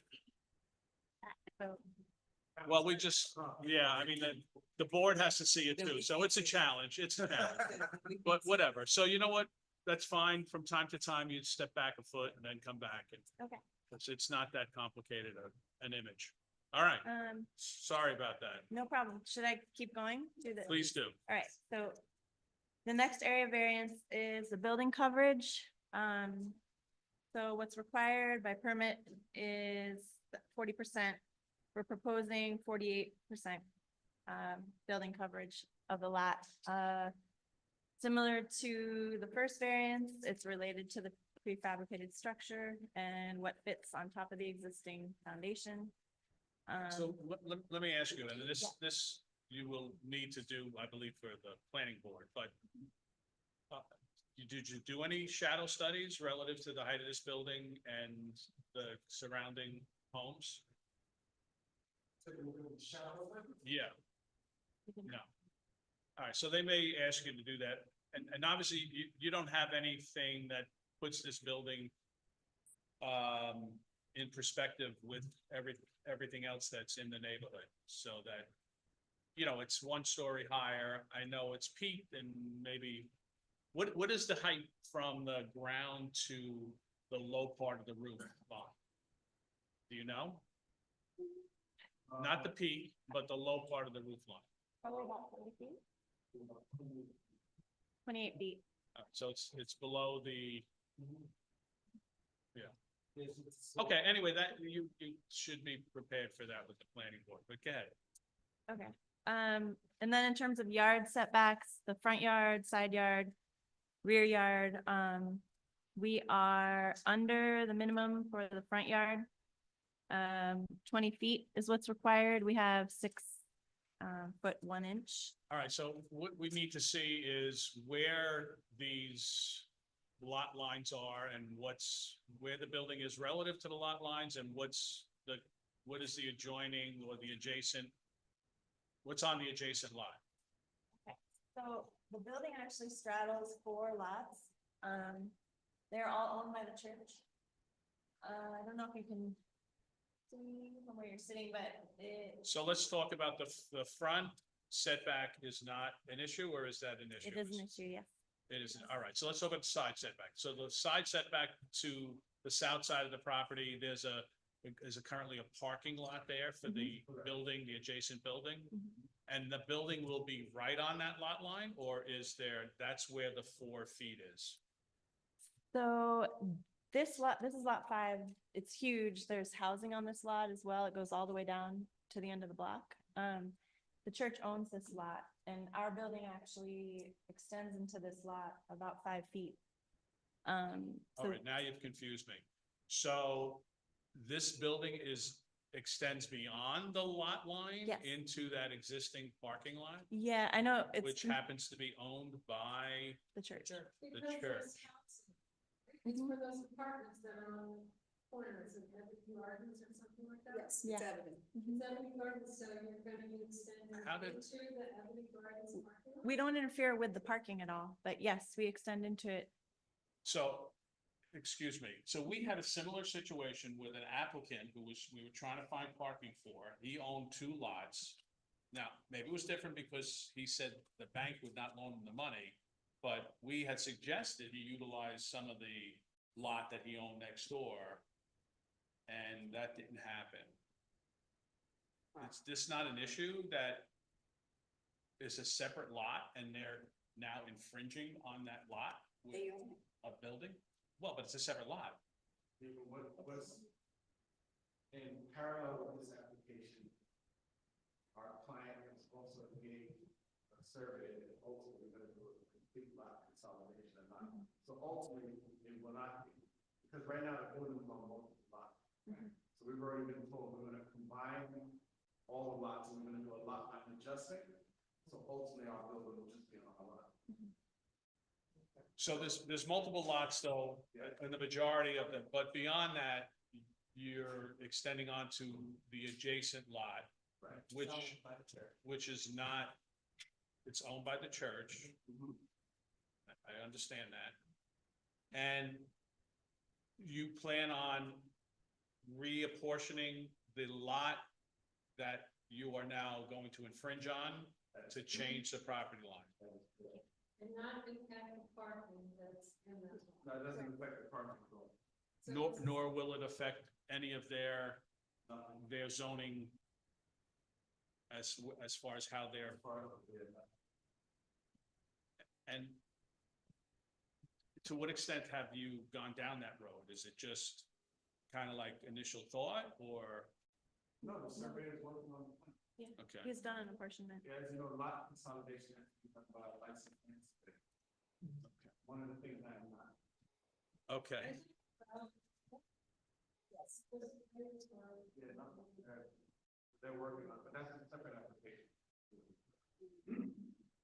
Lot consolidation, lot.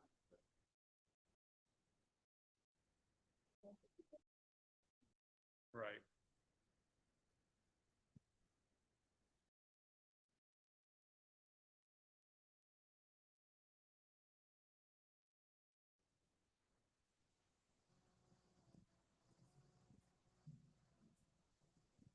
There's the question. Please wait, sir.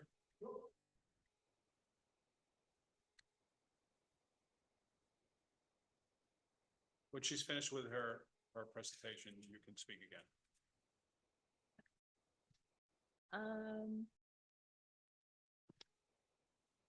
We're talking about the side yard.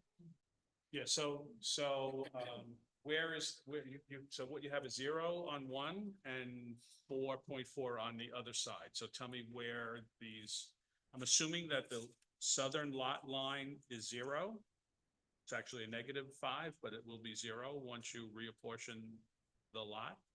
Is that correct? Well, it's actually this side is 0. This lot line. We have 0, and here we actually have the 4 foot, what is it, 4'5". 4 foot, once you reapportion the lot. Because again, you're saying you have a 4 foot, but you're telling me that you're over the lot line. Yeah. So I don't understand. I don't know how you're over the lot line, yet you have 4 feet of setback. It's negative. Yeah, So it's -4 feet of setback. It's not Not 4 feet of setback. Yes.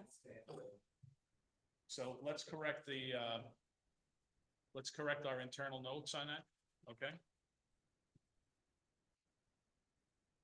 And so the whole variable, the whole, calculation changes. You got that? Will? Okay, I just didn't know whether you were listening. All right, now, my brain feels better. So,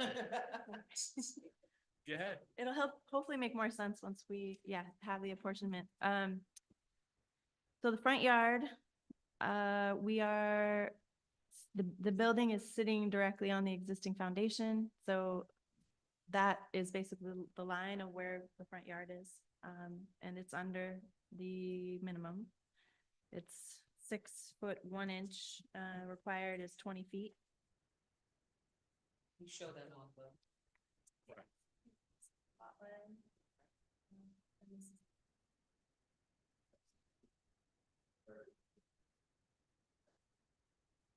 Right. So are we confident there was a variance, or we think there was a variance? Okay. No, okay. Yeah, no comment. How about staff? Are we confident there was a variance, or do we think there was a variance granted? Well, they submitted, variances that were granted as part of their application, but those have all expired. Right. They did submit resolutions that like outlines. Right. yeah, it's- Okay. All right. No. It's First go around. These were from like 2009. Yeah, 2009. Okay. Expired. So yeah, the variances that were given have since expired. So actually, doesn't totally matter whether they granted the variances. So we will be relooking at it, as we are. Okay. Okay. All right. And then the rear yard, similar to the front yard, we're sitting on the existing foundation, so that is what it is. And we're at 14 feet 5 inches, and the minimum required is 20 feet. Okay, so. But again, for the rear, sorry to interrupt you, but so this lot is owned by the church. And then the rest of it is housing. Yeah, there's a house right here. Okay, and so just the building, foundation is that stripe line, that line there? This is actually the face of the building. The stair is kind of outside the building. Okay, So, yeah, this is the existing stair that goes down. so the stripe line is the building foundation, that Yes. one? Yep. And then once you go to the right, where is it? Same thing, This and is the lot line. Yeah, this fence. that's the lot line. Okay, and that lot to the southwest is not the church's, and that there's maybe, that's on the lot line? I'm sorry, that is owned by the church. That's owned by the church, but there's a The house one on on the it. left, top This- one? yeah. No, Oh, this one? this one, No, this is not owned by the church. okay. And that's right on that lot line? Yes. Okay. That is existing. Yes. Yeah, there's a, And then to the left, where there's like two boxes, what's there? It's 2,000. here, Yeah. it's a shed, a driveway, and then a house. So somebody else's private property. Well, it's owned by the church, so I don't know if they're a tenant of the church. I don't really know. Yeah, the church. Yeah.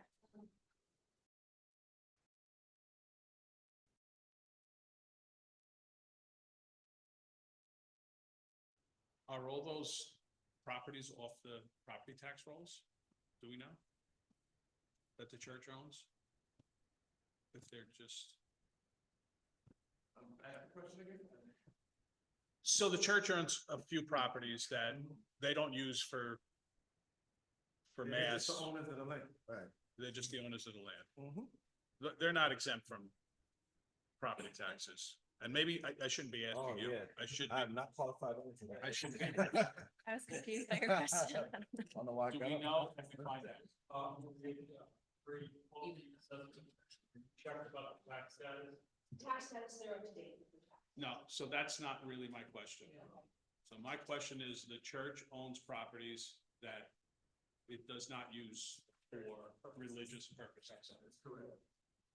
And so my question is, and this is not aimed at the church, it's really whether the city is, I want to know whether the city has those properties on the tax rolls.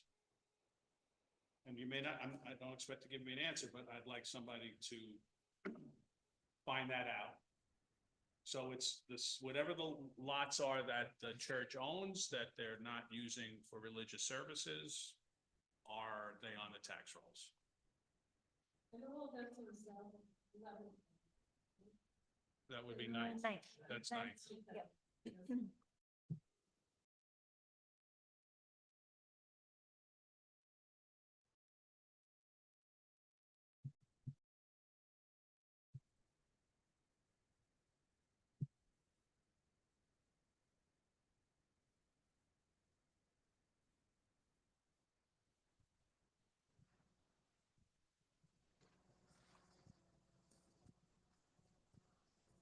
Okay. So the final variance is for parking. The plan examiner's report notes a requirement of 5 spaces per 1,000 square feet, which would be 80 spaces required. But I'd like this board to consider when you look at the zoning code, per Schedule A, attachment 2673, that 5 spaces per 1,000 square feet or 1,000 feet is for commercial indoor recreational facilities and health clubs. This is not an indoor recreational facility or a health club. It's not for commercial purposes. It's for community purposes, community facility. So the requirement actually for community facilities is 3.3 per 1,000 square feet, which would be 52 spaces. Our lot across the street has 62 spaces currently. So Okay. If you would consider the lot across the street as permissible, we would be able to accommodate the 52 spaces plus. So it was stated before that the family center would not be in use, would not be open while there were church services, correct? So there's a lot of, right now, the street parking, there's no street parking because it's all boarded up.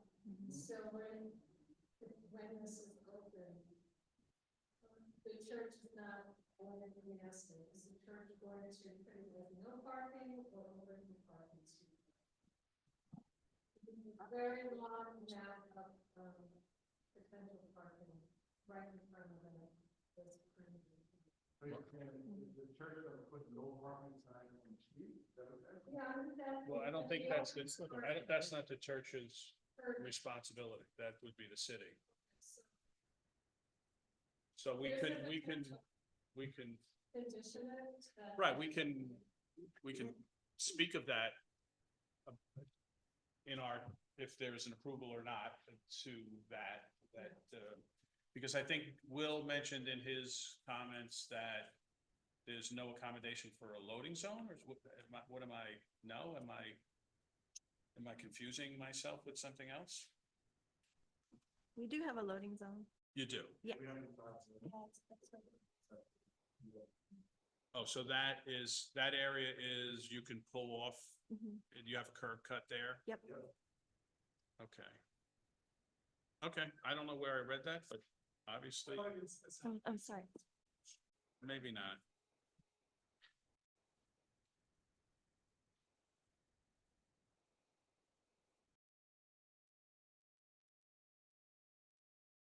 Okay, this is the wrong application, so forget, don't look at those notes, Mike, you'll never find it there. Alright. Okay. Fair enough. Is there anything else you would like to say about the variance request? No, thank you. Is there anything the board? This actual construction of this, that building. We have had many complaints from neighbors who complain that their homes were damaged when the building. Put out and. And, okay, so what is the prefab construction process going to be relative to, I don't know, heavy equipment and drilling and digging? Yeah, obviously the demolition project is bringing a lot of heavy equipment. The new building, the prefab building, like, they're both together. So actually, building is sitting in the park. So literally, I mean, I didn't bring the plans from the other building, but there's very little impact to the rest of the building.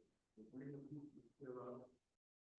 Piece number one connects both, and everything is bolted together. So piece number one, both piece number two, piece number three, is the rest of the building down.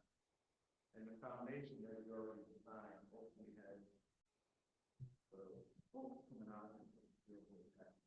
Yeah, I'm sorry, I wish I would have brought something that easily be visual.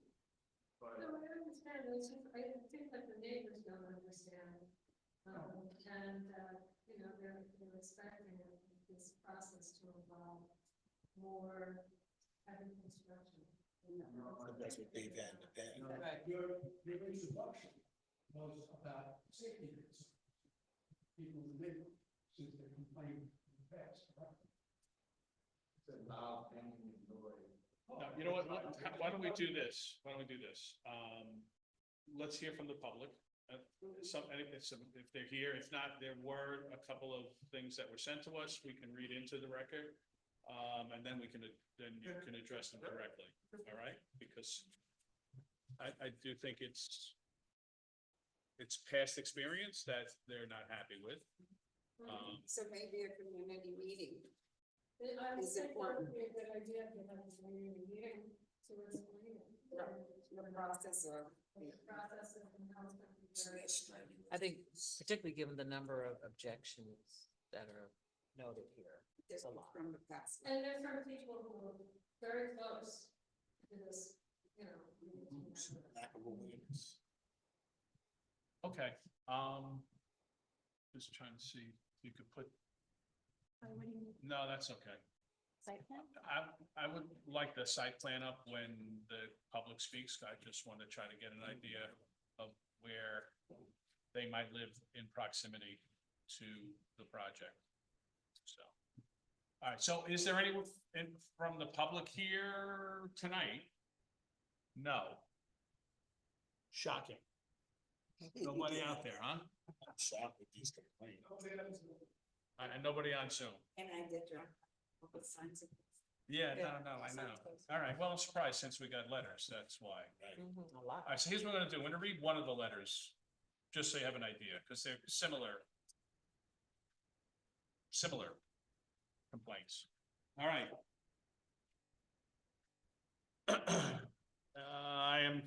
So this is from, I'll tell you who it's from. It's from Irene Anim Botang. I apologize. She's at 315 South 7th Avenue. So she would be one block over. All right. Sir, I am writing to formally express my opposition to the proposed construction of a family-life community center in our residential neighborhood. While I recognize the value of community resources, this development is unnecessary given the presence of existing community centers nearby. In addition, it will have significant negative consequences for residents, and I urge you to reconsider the project. Instead, I propose that the space be utilized as an open area for a bicycle, skate, or rollerblade park, an option that would provide recreational benefits without the negative consequences of a large facility. The primary concerns shared by myself and fellow residents include increased traffic and parking issues, noise pollution, property value decline, safety and security risks, redundant development, zoning and land use concerns, strain on infrastructure, alternative locations available, underutilization of existing centers, and no demonstrated need. Given these concerns, I respectfully urge you to reconsider the proposed location for the Family Life Community Center. Instead of constructing an unnecessary new facility, I encourage you to explore alternative sites, invest in improving existing centers. Thank you for your time and consideration. Look forward to your response. So I did not read all the detail she put in, but this doesn't reflect what I thought it did completely. We talked about the, yeah. So let me just read this one. In 2008, when this project started, my home has been destroyed by this building being built. The building was constructed due to keep people in place to get this passed from City of Mount Vernon. I don't really want to go into this. But she's complaining about the politics of the city, permitting damages caused and never reimbursed for the damages. And there was another one that spoke about making claims, but not getting them. So whatever, I think they are similar based on the demolition and the construction, that there were cracks in foundation and stucco. Those were the kind of complaints and I apologize for not pulling those out specifically. And clearly some of it is just someone's opinion about what might happen if this gets into the community. One can agree or disagree. That's not really what we're here for. It's to whether we'll consider all of the program and the variances that you're requesting. So, but to Wendy's point, it probably, since the community does have some negative vibes about the whole thing, it might make sense to try to put on a little community meeting, especially the fact that it's a prefabricated building and, excuse me, and construction vehicles and alike will be minimal on the property, with very little earth moving being done at this point. Excuse me.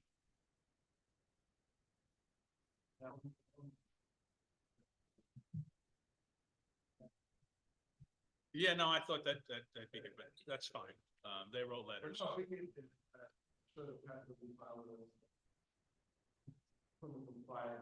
Yeah. Right.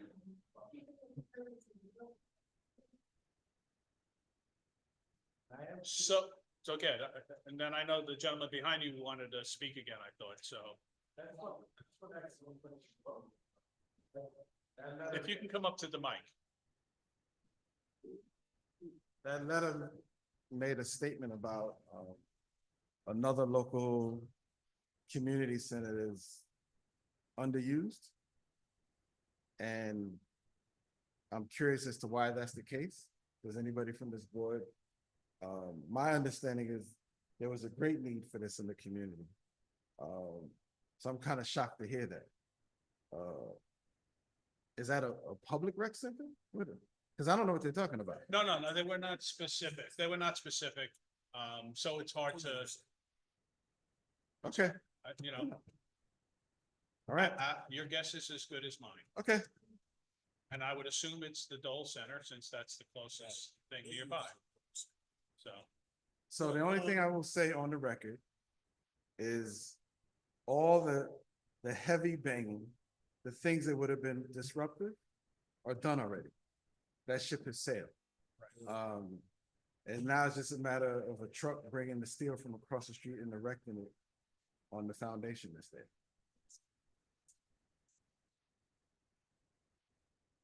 Yeah. Pre-got buildings already sitting. Yes, The parking. in the parking lot across the street is there already.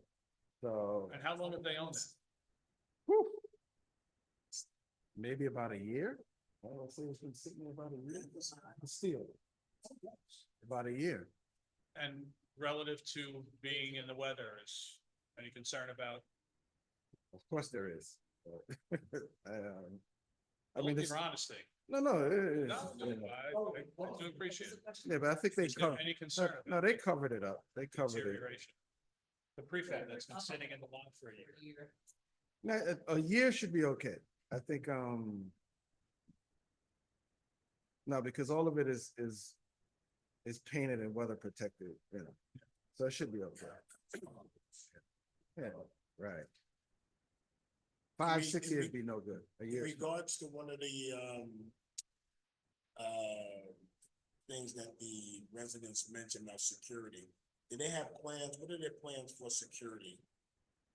With these? Have they mentioned it? No, we just, Cameras, they're this, whatever they're gonna do. no, I think, yes. I mean, the building is designed for the most part. So we have a security system. We have security cameras on the building inside and out.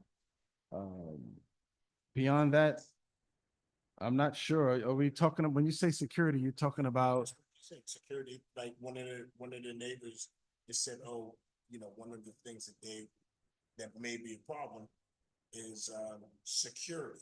So it could, I don't know if it's gonna, because it will attract more people.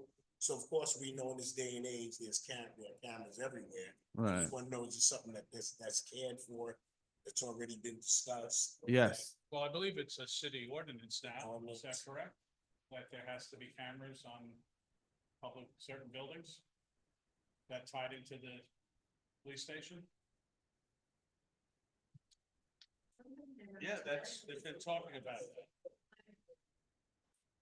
Yeah, well, that is a planning board purview, correct? They will ask those Okay. questions, but I do believe that there's currently something that's been passed by the council that requires cameras to be fed into the police department for monitoring. And then you have a certain amount of time to hook them up. So whatever, that's Okay. really not us. That's, okay, you'll, I guess, hear that as you go. Right, Hopefully but we the do have planning them. board is- Right. And I'm sure the security thing is that there'd be more people in the neighborhood coming and going and. Right. You know, that issue. no, that's the idea. I mean, it's still people from the neighborhood, right? The idea is not from outsiders. This would be Mount Vernon residents using it. And most likely local Mount Vernon residents, right? Okay.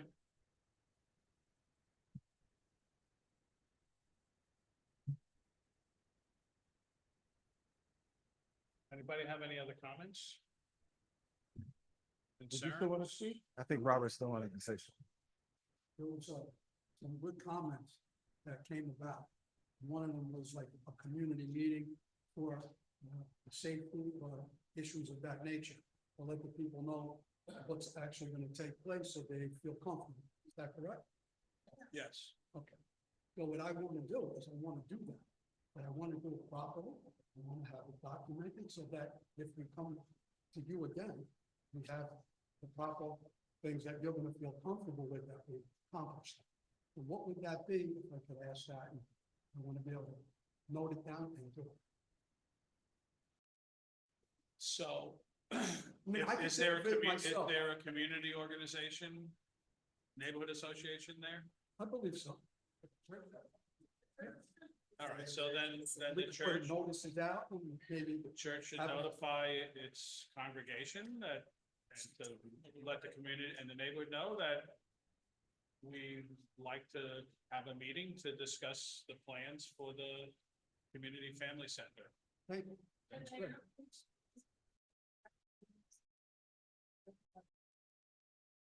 It's all in the public records.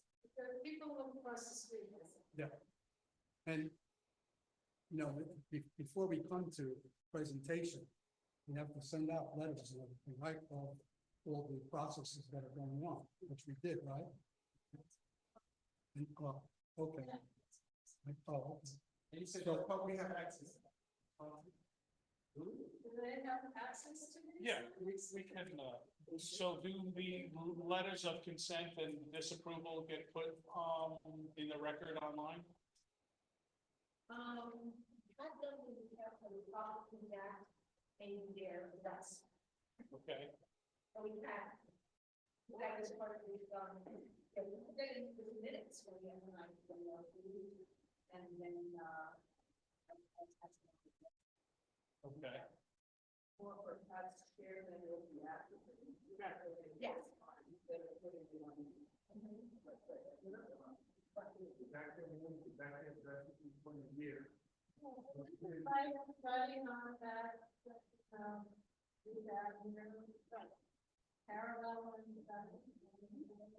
And that you're aware of the concern with certain things, so they should definitely.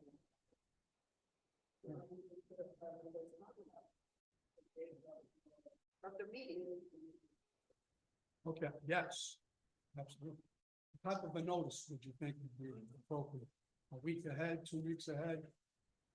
I want to do everything 100% perfect so that when we come back, everyone feels comfortable. Because we've been trying to get this thing accomplished for a while, and trying to do everything.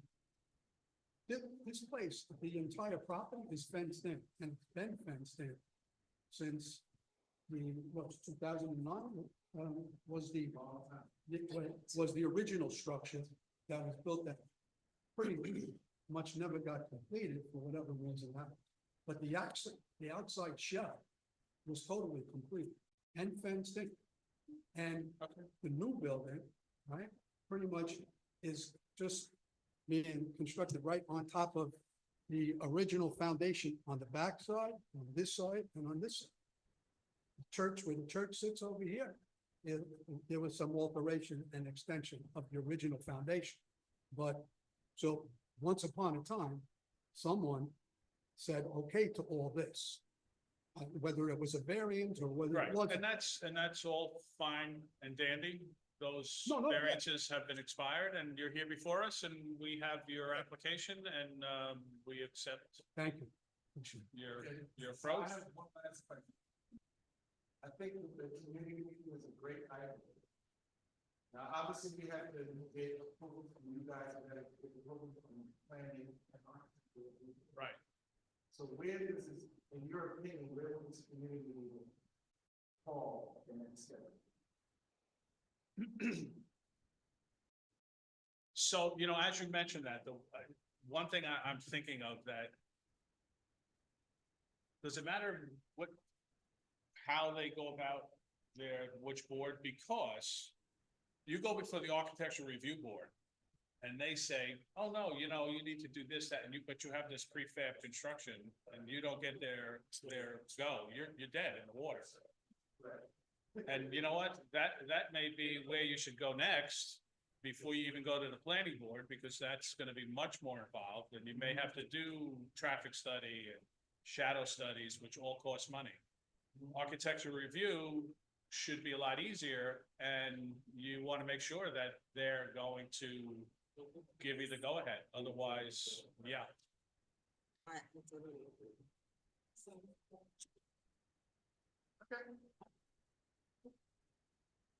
So. The dreaded secret determination. Do you think it's appropriate for us to be lead agent, or should we?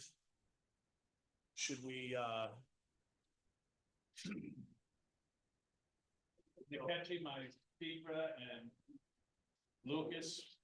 The applicant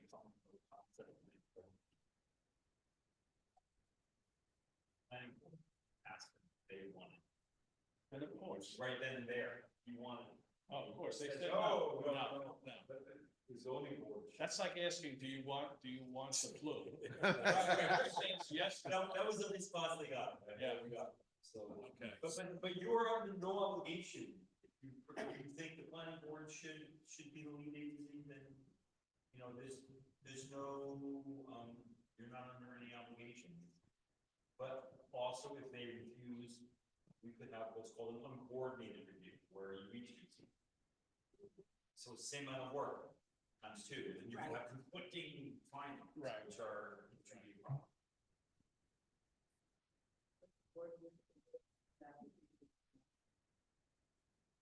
Well, you know what, that's a good question, because, they've explained everything. I am concerned about the reapportioning of the property. I'm not sure how this, well, I guess we can condition that, correct? Right?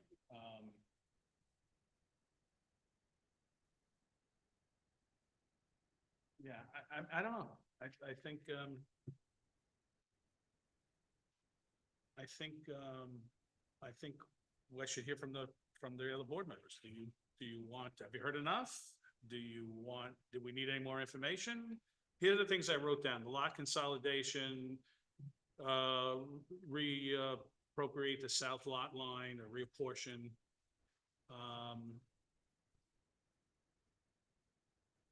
That the property would not be operational during church services. Asking about the surrounding properties being on the tax rolls, although that really is not pertinent to this application. I just, as a taxpayer, I want to know, and I think we should all know as a city, so I'm taking advantage of my position here to ask those questions. And, but other than that, I don't know. And everyone else, could you chime in? Wendy, I don't feel like. much more? No. Okay. Yeah. All right. Okay. All right. So if we were to close the public hearing today, we could do that. And before we close the public hearing, we have to declare. Or you could do a declaration on your home, to approve the variance. And the planning board would have to do secret and sauce. Okay. I think we should do that. I think this is more, it's more a planning thing, that the variances are not, I don't know, they, you know, I don't see them as being so critical. Yes, no, maybe, yeah, okay. All right, sorry. A little insecure about this one. I'm looking for help. No, What's the basis for insecurity? Let me tell you about my upbringing. Okay. No, I'm kidding.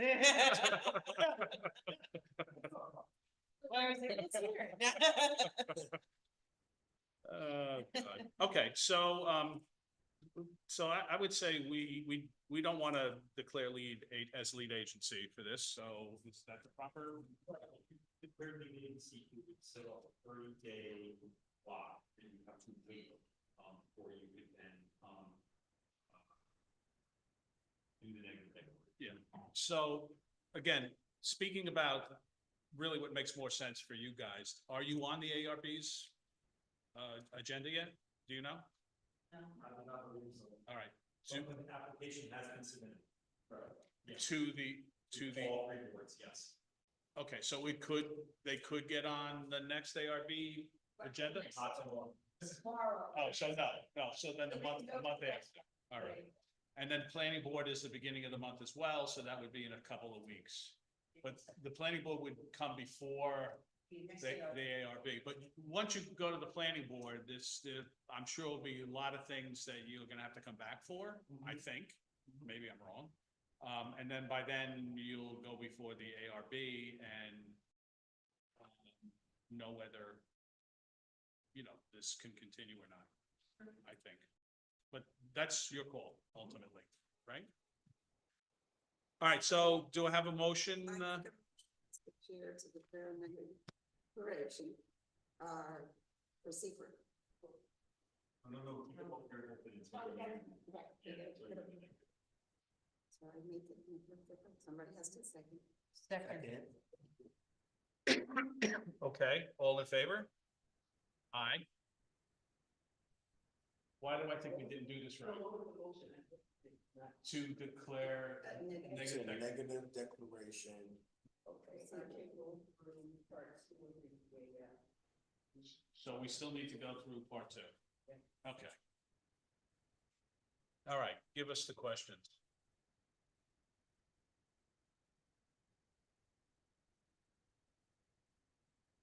Just 11.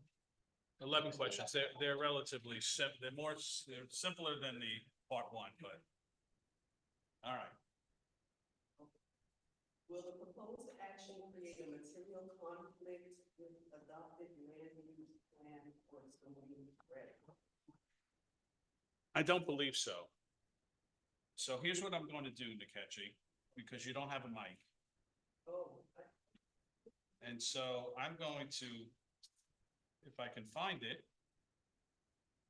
I know, this isn't it. All right, because I just want to make sure it's clear on the record. Okay.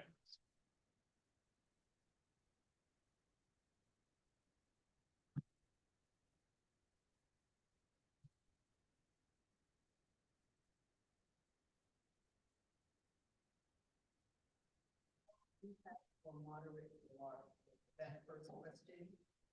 Just repeat the question, Yeah. Akechi. Will the proposed action create a material conflict with an adopted land use plan or zoning regs? I believe no. Two, will the proposed action result in a change in the use or intensity of use of land? No, based on the fact that there was something similarly there before. I'm sorry. Right. And I'm sorry, community. Community use buildings are permitted in this zone. that's correct. 3, will the proposed action impair the character or quality of the existing community? I don't believe so. Okay.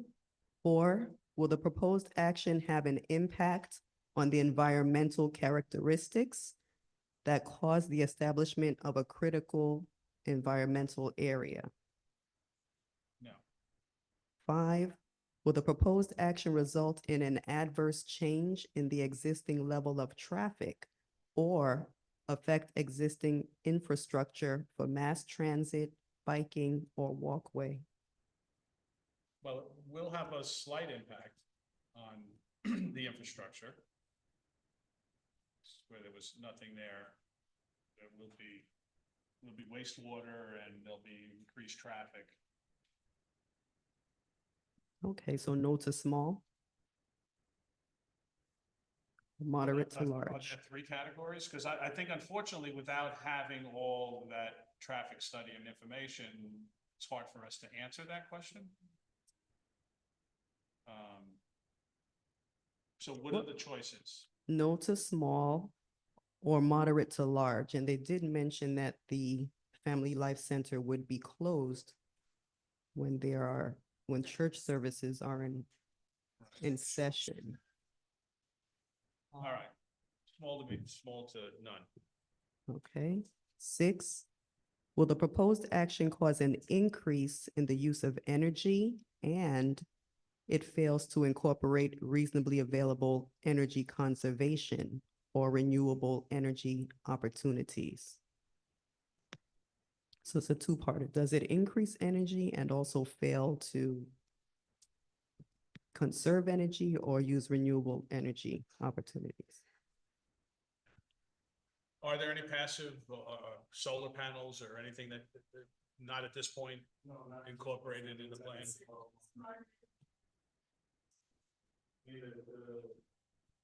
Everything we design is basically designed to meet silver standard. Do you guys understand? Okay. Costs a ton of money to actually follow it, but everything we design is designed. And ultimately, this simpler building would be less than an energy hall than if they finish one. So whatever that. So when you say design, does that mean like you will execute it to the design? Or it's just the design is?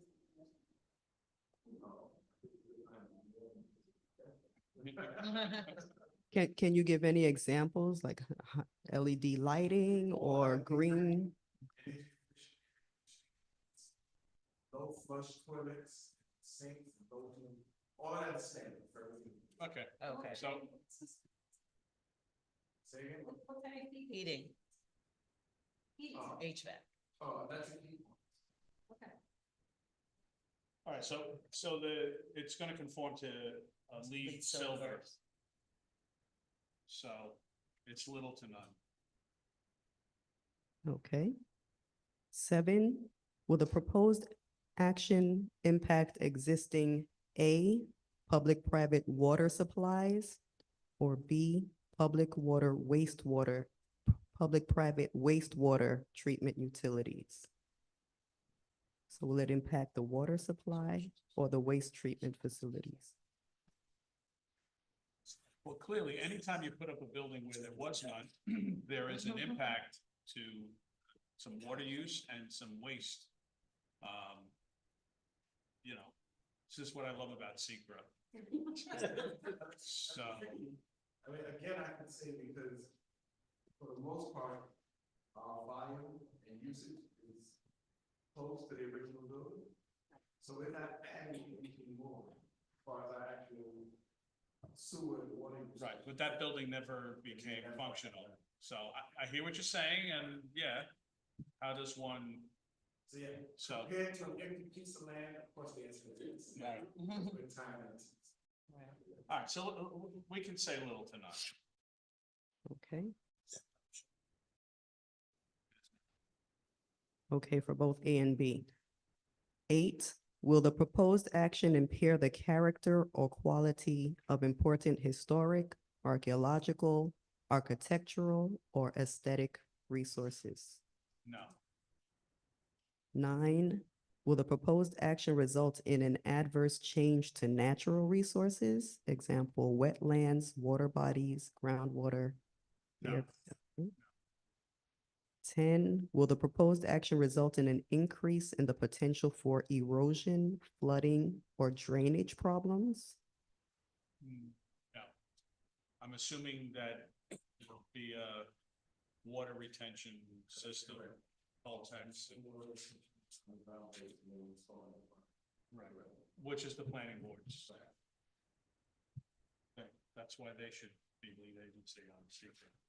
So, go ahead. Okay. Are the is that reflected on any of the plans, the underground Yes. water? Okay. Okay. And 11, will the proposed action create a hazard to environmental resources or human health? Okay, with that being said, the board can vote to issue a negative declaration, since all answers were no to small impact. So now it's the proper time to make a motion to state that, to adopt this, the secret, a negative declaration as it comes to secret. Motion to declare a negative declaration for secret. Second. All in favor? Aye. Aye. Okay. All right, so I think, we can close the public hearing. Is there a motion? I make motion, Mr. Chair. Close public hearing.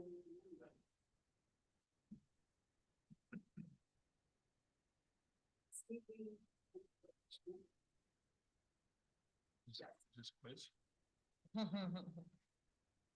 Second. 24 24-15. 15, thank you. Yes. All right, so there was seconded, all in favor? Aye. Aye. All right, so,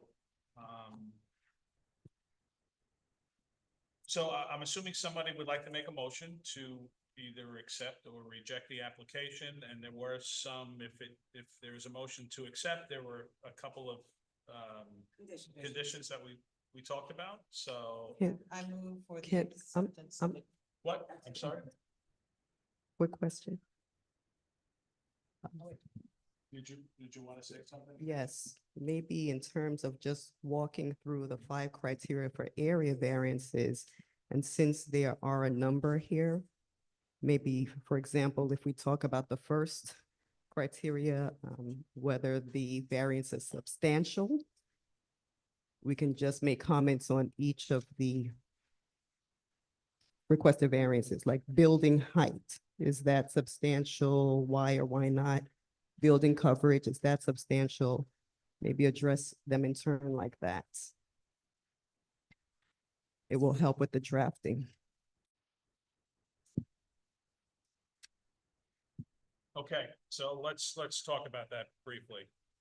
So building height, 3 stories, 35 feet, it's 26% variance required, requested.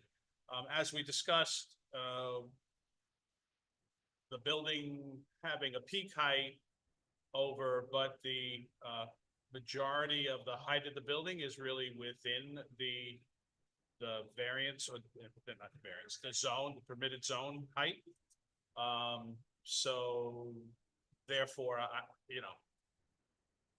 think we all agree there is not it's a minor variance.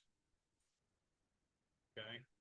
Building coverage, 48% is 8%, that's de minimis. Front yard setback, 20, it's 6 feet. Again, that's substantial.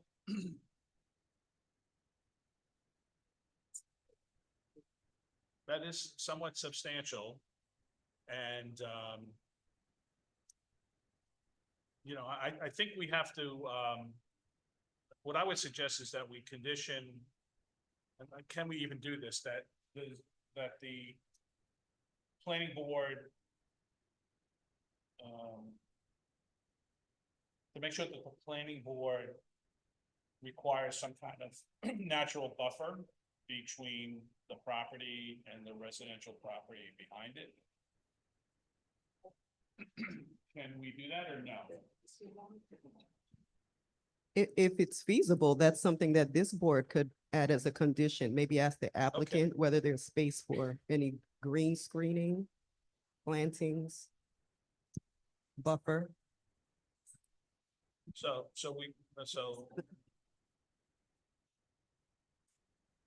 no, This board can.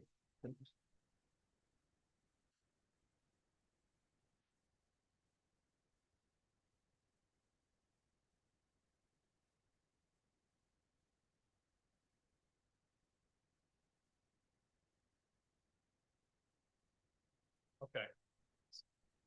So I think we can condition, that there be a natural buffer, plantings at the rear of the yard. Rear of the property. And so side yard setback, that's where we would need to, so again, that is substantial. But they do own the adjacent property and they will be reproportioning. Is it proportioning or apportioning? It's probably apportioning. Merging. They talked about consolidating. I think the code says merging the lots. Right. Okay. At which point in time it will be a non-issue, right? Well, to some extent, because we just don't know how they're gonna reapportion the south lot line. But they should be able to. So that will be part of the condition. Yeah.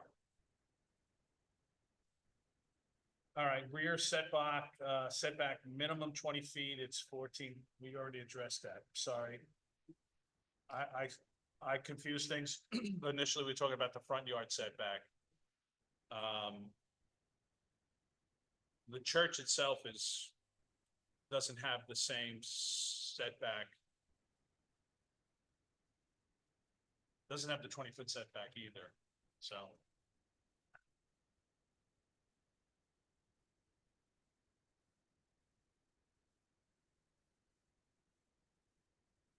I don't know, somebody help.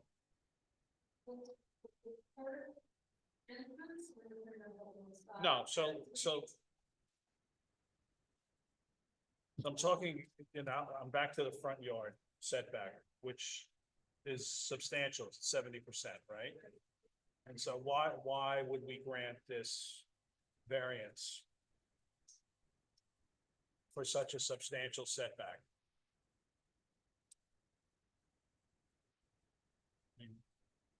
Do we lean on the fact that it was granted prior and? Because it was already there. But again, it doesn't mean we would have to grant it, but it does speak to the fact. Well, we don't know. Makes it. No. No, the foundation that is there was apparently granted, variances back when they were going to put up, when they put up that other building. No, They're building it on the same foundation, same. no, it's going on the same. Yeah, they're not extending. And that was something I saw in the applicant's submission. They mentioned because of the fabrication, it's almost kind of locked into, it needs that certain dimension. It's prefab. So that might be a reason to grant. Yeah. Got such a deal. Cause the deal, the deal. Using the existing. No, if you can come up and speak. Can I ask a question? Sure. So do we have to meet all 5 of the criteria? You have to meet all 5. It's not, 2 or 3 or. Yeah. Yeah, when you, Got it. Well, we have to that's the address- issue we have to address them. with asking for so many variances. Right. I just wanted to add that the front setback is the primary one that is a condition of the existing building that was there before. The original building was set 6 feet from the curb, and we're using the same foundation. We're extending to the left and right, but we're not extending closer to the street or so the rear setback and the front setbacks were determined by the existing foundation. Right, that building. Yeah. Right, that building was 6 feet off the front, right? It's the same. It's identical. Heard him say that.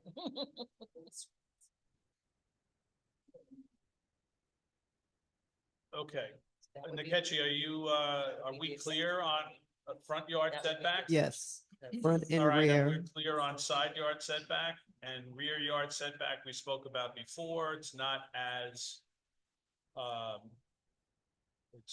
great a variance request. However, I do think that because it's a private house behind it, that we should condition it with some kind of buffering, landscape buffering.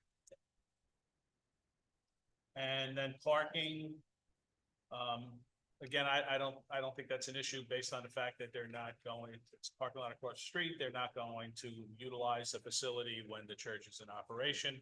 And we'll, make that a condition as well.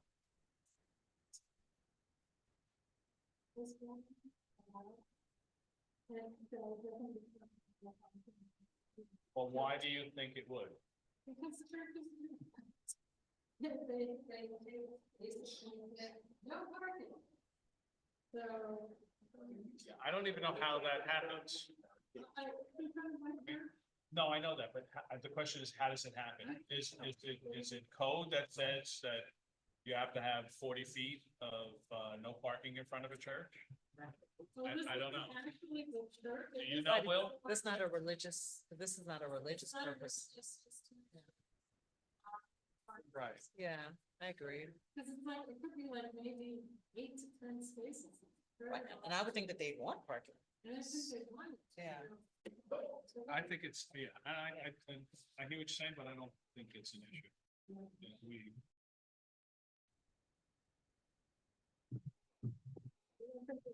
No, I mean, somebody that's in the city, I don't know. Again, I don't even know how that happens. Yeah. Does a church petition the city to say we want to be no parking so that when somebody's married or there's a wake and. Or there's an event or, something with this facility. There's always parking for the facility. I could state on the record that we have no intention of changing the parking rules on the street at all. Which is why we're using the lot across the street. We have no intention of, whatever it is now is what it will continue to be. All right. Okay, does somebody have all that in their head and want to make a motion? Okay, I have, oh, I'm sorry. So that's criteria number 1. The second would be whether The variance would have an adverse impact on the physical and environmental conditions. I guess we can take that one all together. Okay. All right, then the third criteria, whether there'll be a substantial change in the character of the neighborhood. Okay.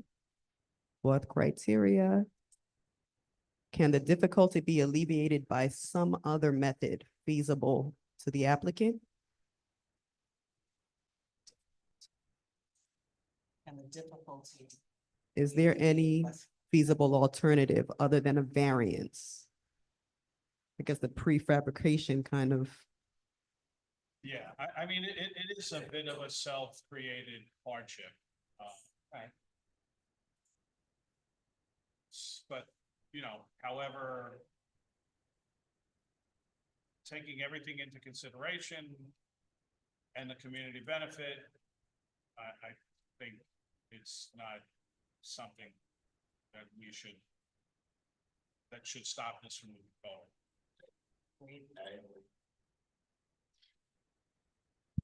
okay.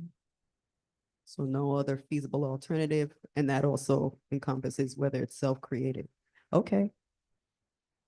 All right, that satisfies the 5 criteria. You'd like to vote on the application? Did you make the motion?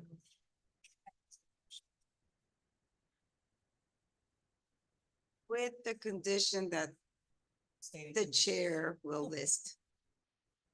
Okay, so the conditions to the approval would be that there be complete lot consolidation, that there would be a reappointment of the south lot line.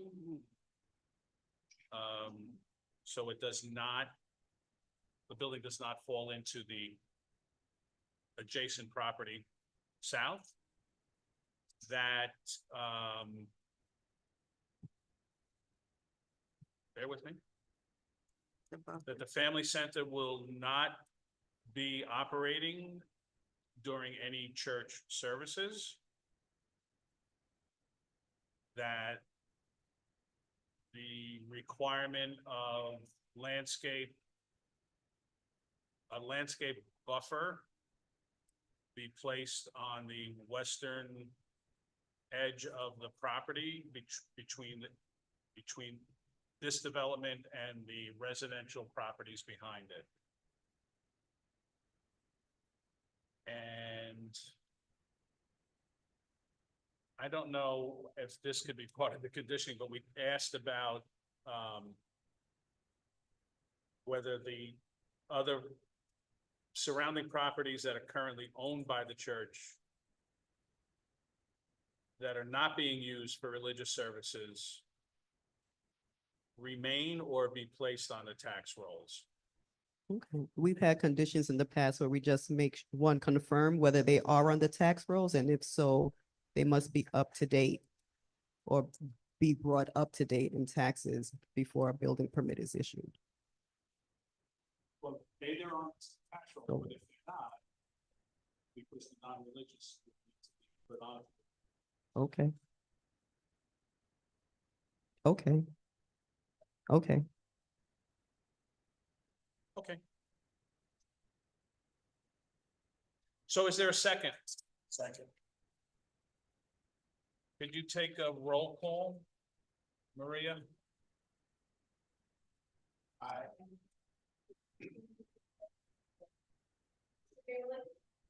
Aye.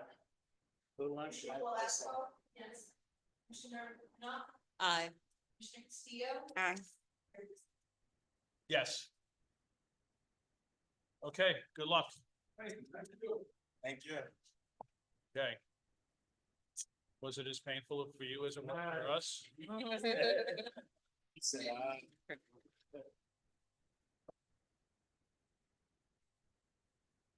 All right, we have one more administrative item.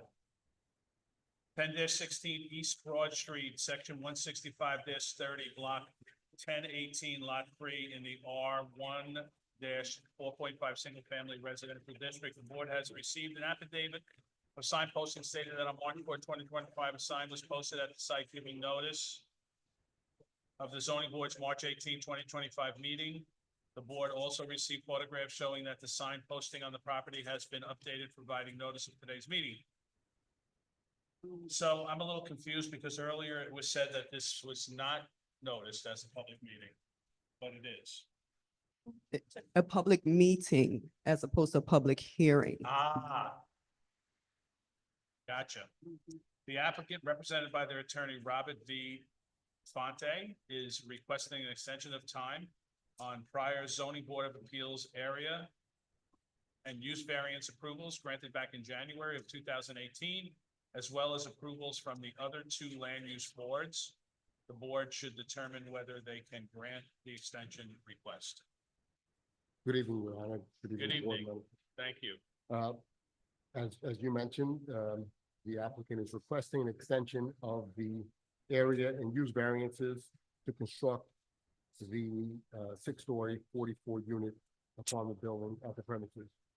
The reasons for the failure to have the construction done within the timeframe was due to COVID and also due to financial constraints placed on because of the economy.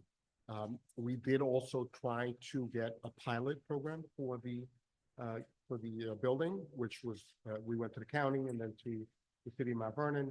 That was not granted. So that made it a little more difficult, but we did overcome that and we met with the mayor.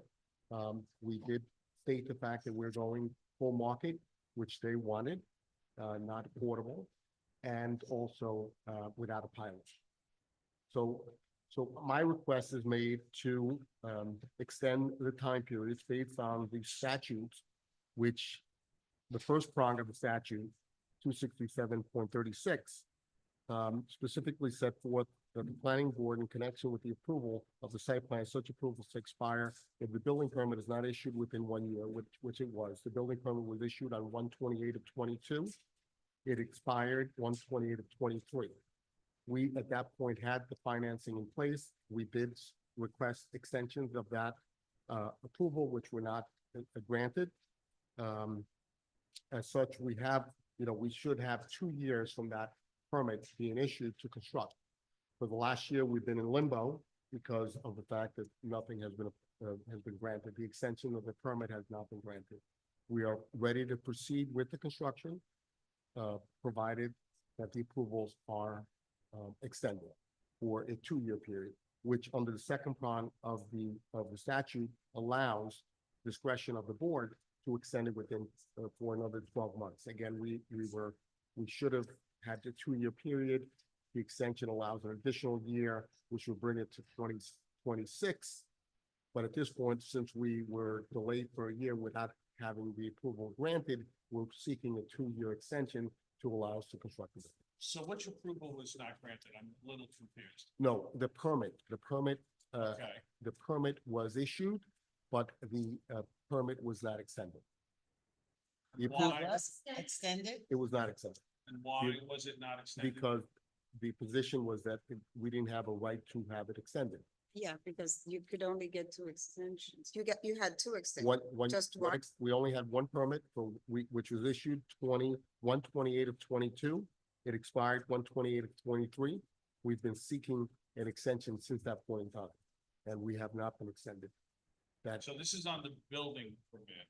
This And is on the now building you're permit. here to But get an in order extension. to get the building permit, the discretion is with the board to allow the extension of the use The variances. area variance is correct. If that is extended, then we can get the permit extended. And it's up to you. Has to- anything changed in No, the we're application? basically building the exact same building that was approved back in 2019. So absolutely nothing has So changed other nothing than, changed. Everything's exactly the same. then it's not affordable. It's not, it's market rate It's with no market. pilot, Got it. which is what the city wanted. We've been working with the city to comply with their requirements. Was the approval using any parking in the municipal lot at the No, time? the parking is all within the structure. And you have the sufficient amount of parking Yeah, spaces required. Okay. Well, there was a variance. The variance, correct. According to the variance, there was sufficient amount of parking when it was granted, Mhm. and it's all within the date.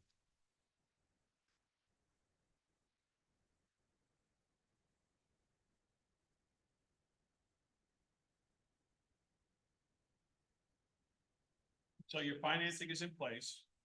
I'm Your sorry. financing is in He's place in at this place, point. these are in place. We've been in place for a year, and we've extended it in order to be ready to get it built. And so if we were to, grant an extension. Correct. What's your next step? Getting our permit and starting to. So construct. you don't have to go before the planning board? We are going tomorrow Okay. and on the second to those. So you're going to ARB tomorrow? Correct. Planning the The first of second. the month? I think it's second.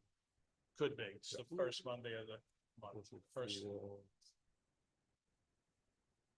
Wednesday of the It's the month? second, April second. Yeah, first Monday. of the month. Okay, and your lenders know what that process is? Yes, And what has your conversations been with the building department? They're on board? You don't see any? the city is on board, but for these extensions to be granted. And the discretion is with you, with the board, in order to allow Right, that, so we can okay. go forward. What do you think the time frame is gonna be from start to finish? About Realistically, probably a year and a half, a year and a half? yes. I mean, the site is ready, everything there has been demolished, It's and big, it's vacant, things like that. right, and it's been ready to go. You know, the guy next door not gonna be able to plant any vegetables now. Yeah. Unfortunately, not, maybe we'll make him a Instead room of because he's a great guy. Oh, is that you? Okay. Oh, okay. So I know this isn't a public hearing, but are you here to, speak Yes. about this application? Because we can allow you to speak and I'd like to.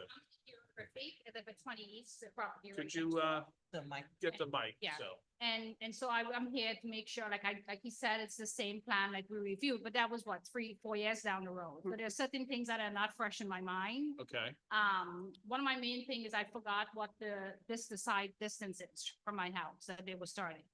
From the boundary to the property. Like I had a few little things that, because it's been so long.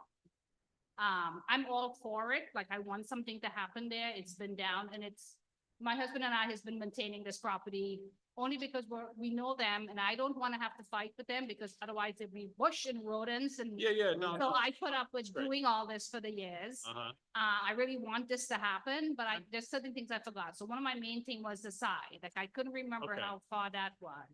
so let me suggest and say that first off, we do not have the plans in front of us. Okay, But the planning staff here would be more than happy to accept you into their office okay, any day with a phone call. okay. Who would you like to choose to speak to? This gentleman or that gentleman? Anyone, it doesn't matter. I Okay. could come in tomorrow if you're available. Okay, All right, so that would be the thing. Just go to the planning board, say, please, I'd like to review the variances Right. and the lot lines. okay. I mean, it's good that what they're saying, it's just what has been approved, which we have gone along. Yeah, you were involved, It's but just that I Yes. refresh my brain as to Sure. what's happening. Absolutely. And the other thing is, I don't know who would I seek help to at the time, but this property's been empty. They had a few machineries there. right, And twice the neighborhood got woken up at 3 a.m. with a truck coming to either exchange equipment or bring them. yeah. I did let the owners know that. And they, they apologized, but Yeah. that's not, it happened. So one of the problems with moving heavy construction equipment Yeah. is that you can only get permitted to move them at certain times. You can't move them generally during the day. And so Okay, what happens is they often need to be moved at ungodly hours. 3 a.m. is kind of tough to deal with, but they may have to be there at 5 a.m.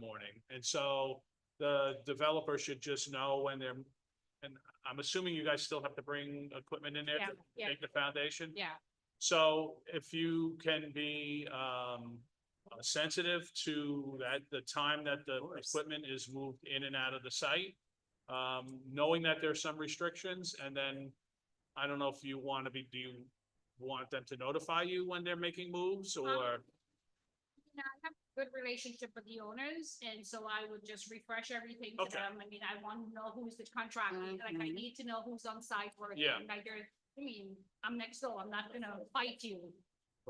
I'm there to like work with you and know what's going Yeah. on. Because the thing about, no one's here from my neighborhood, but everybody knocks on my door when something happens there. I'm like the office, like Yeah, everybody comes to my door, Well, because they know you care, that's why. and it's so, I kind of like I'm with it, like, I really want something to happen there. Okay, good. That's good to hear. Um, Glad that you came to let us know that. Right. Thank you. Okay, Thank you. okay, And that's Lucas. okay. I have a whole folder at my desk, come on in. I'll show you. And that's William. That's William in case, When you go out those doors, there's doors at the end of, opposite of the hall, it says planning and community development. so straight down the end of this hallway. You go out the door straight down, there's a buzzer to let you in and they'll let you in and you'll be able to. I'll have it right there on my phone. Okay. So, ladies and gentlemen, any questions, concerns? Basically, it's the same. No, it's exactly the same, nothing changed. Sir, The Yeah. Same architect, same yeah, behind You everything. know, because words matter. they Yeah. do, I indeed. appreciate that clarification. All right. Uh, Okay. All right. Somebody want to make a motion? Absolutely. Mr. Chair, I make a motion to extend, give this applicant an extension of time. Second. All in favor? Aye. Aye. Good luck. Thank you very much. Thank you. Thank Have a you. good evening. Year and a everyone. Get home safely. It's been. Thank you. It's been painful. Good night. Thank you. Okay, They were very patient. upcoming dates, Tuesday, April 15th, 6 o'clock, ZBA work session, April 15th, 6:30, regular meeting of the ZBA. And motion to adjourn? So moved. So moved. Make a motion to adjourn. Nice. Second. Okay, all in favor?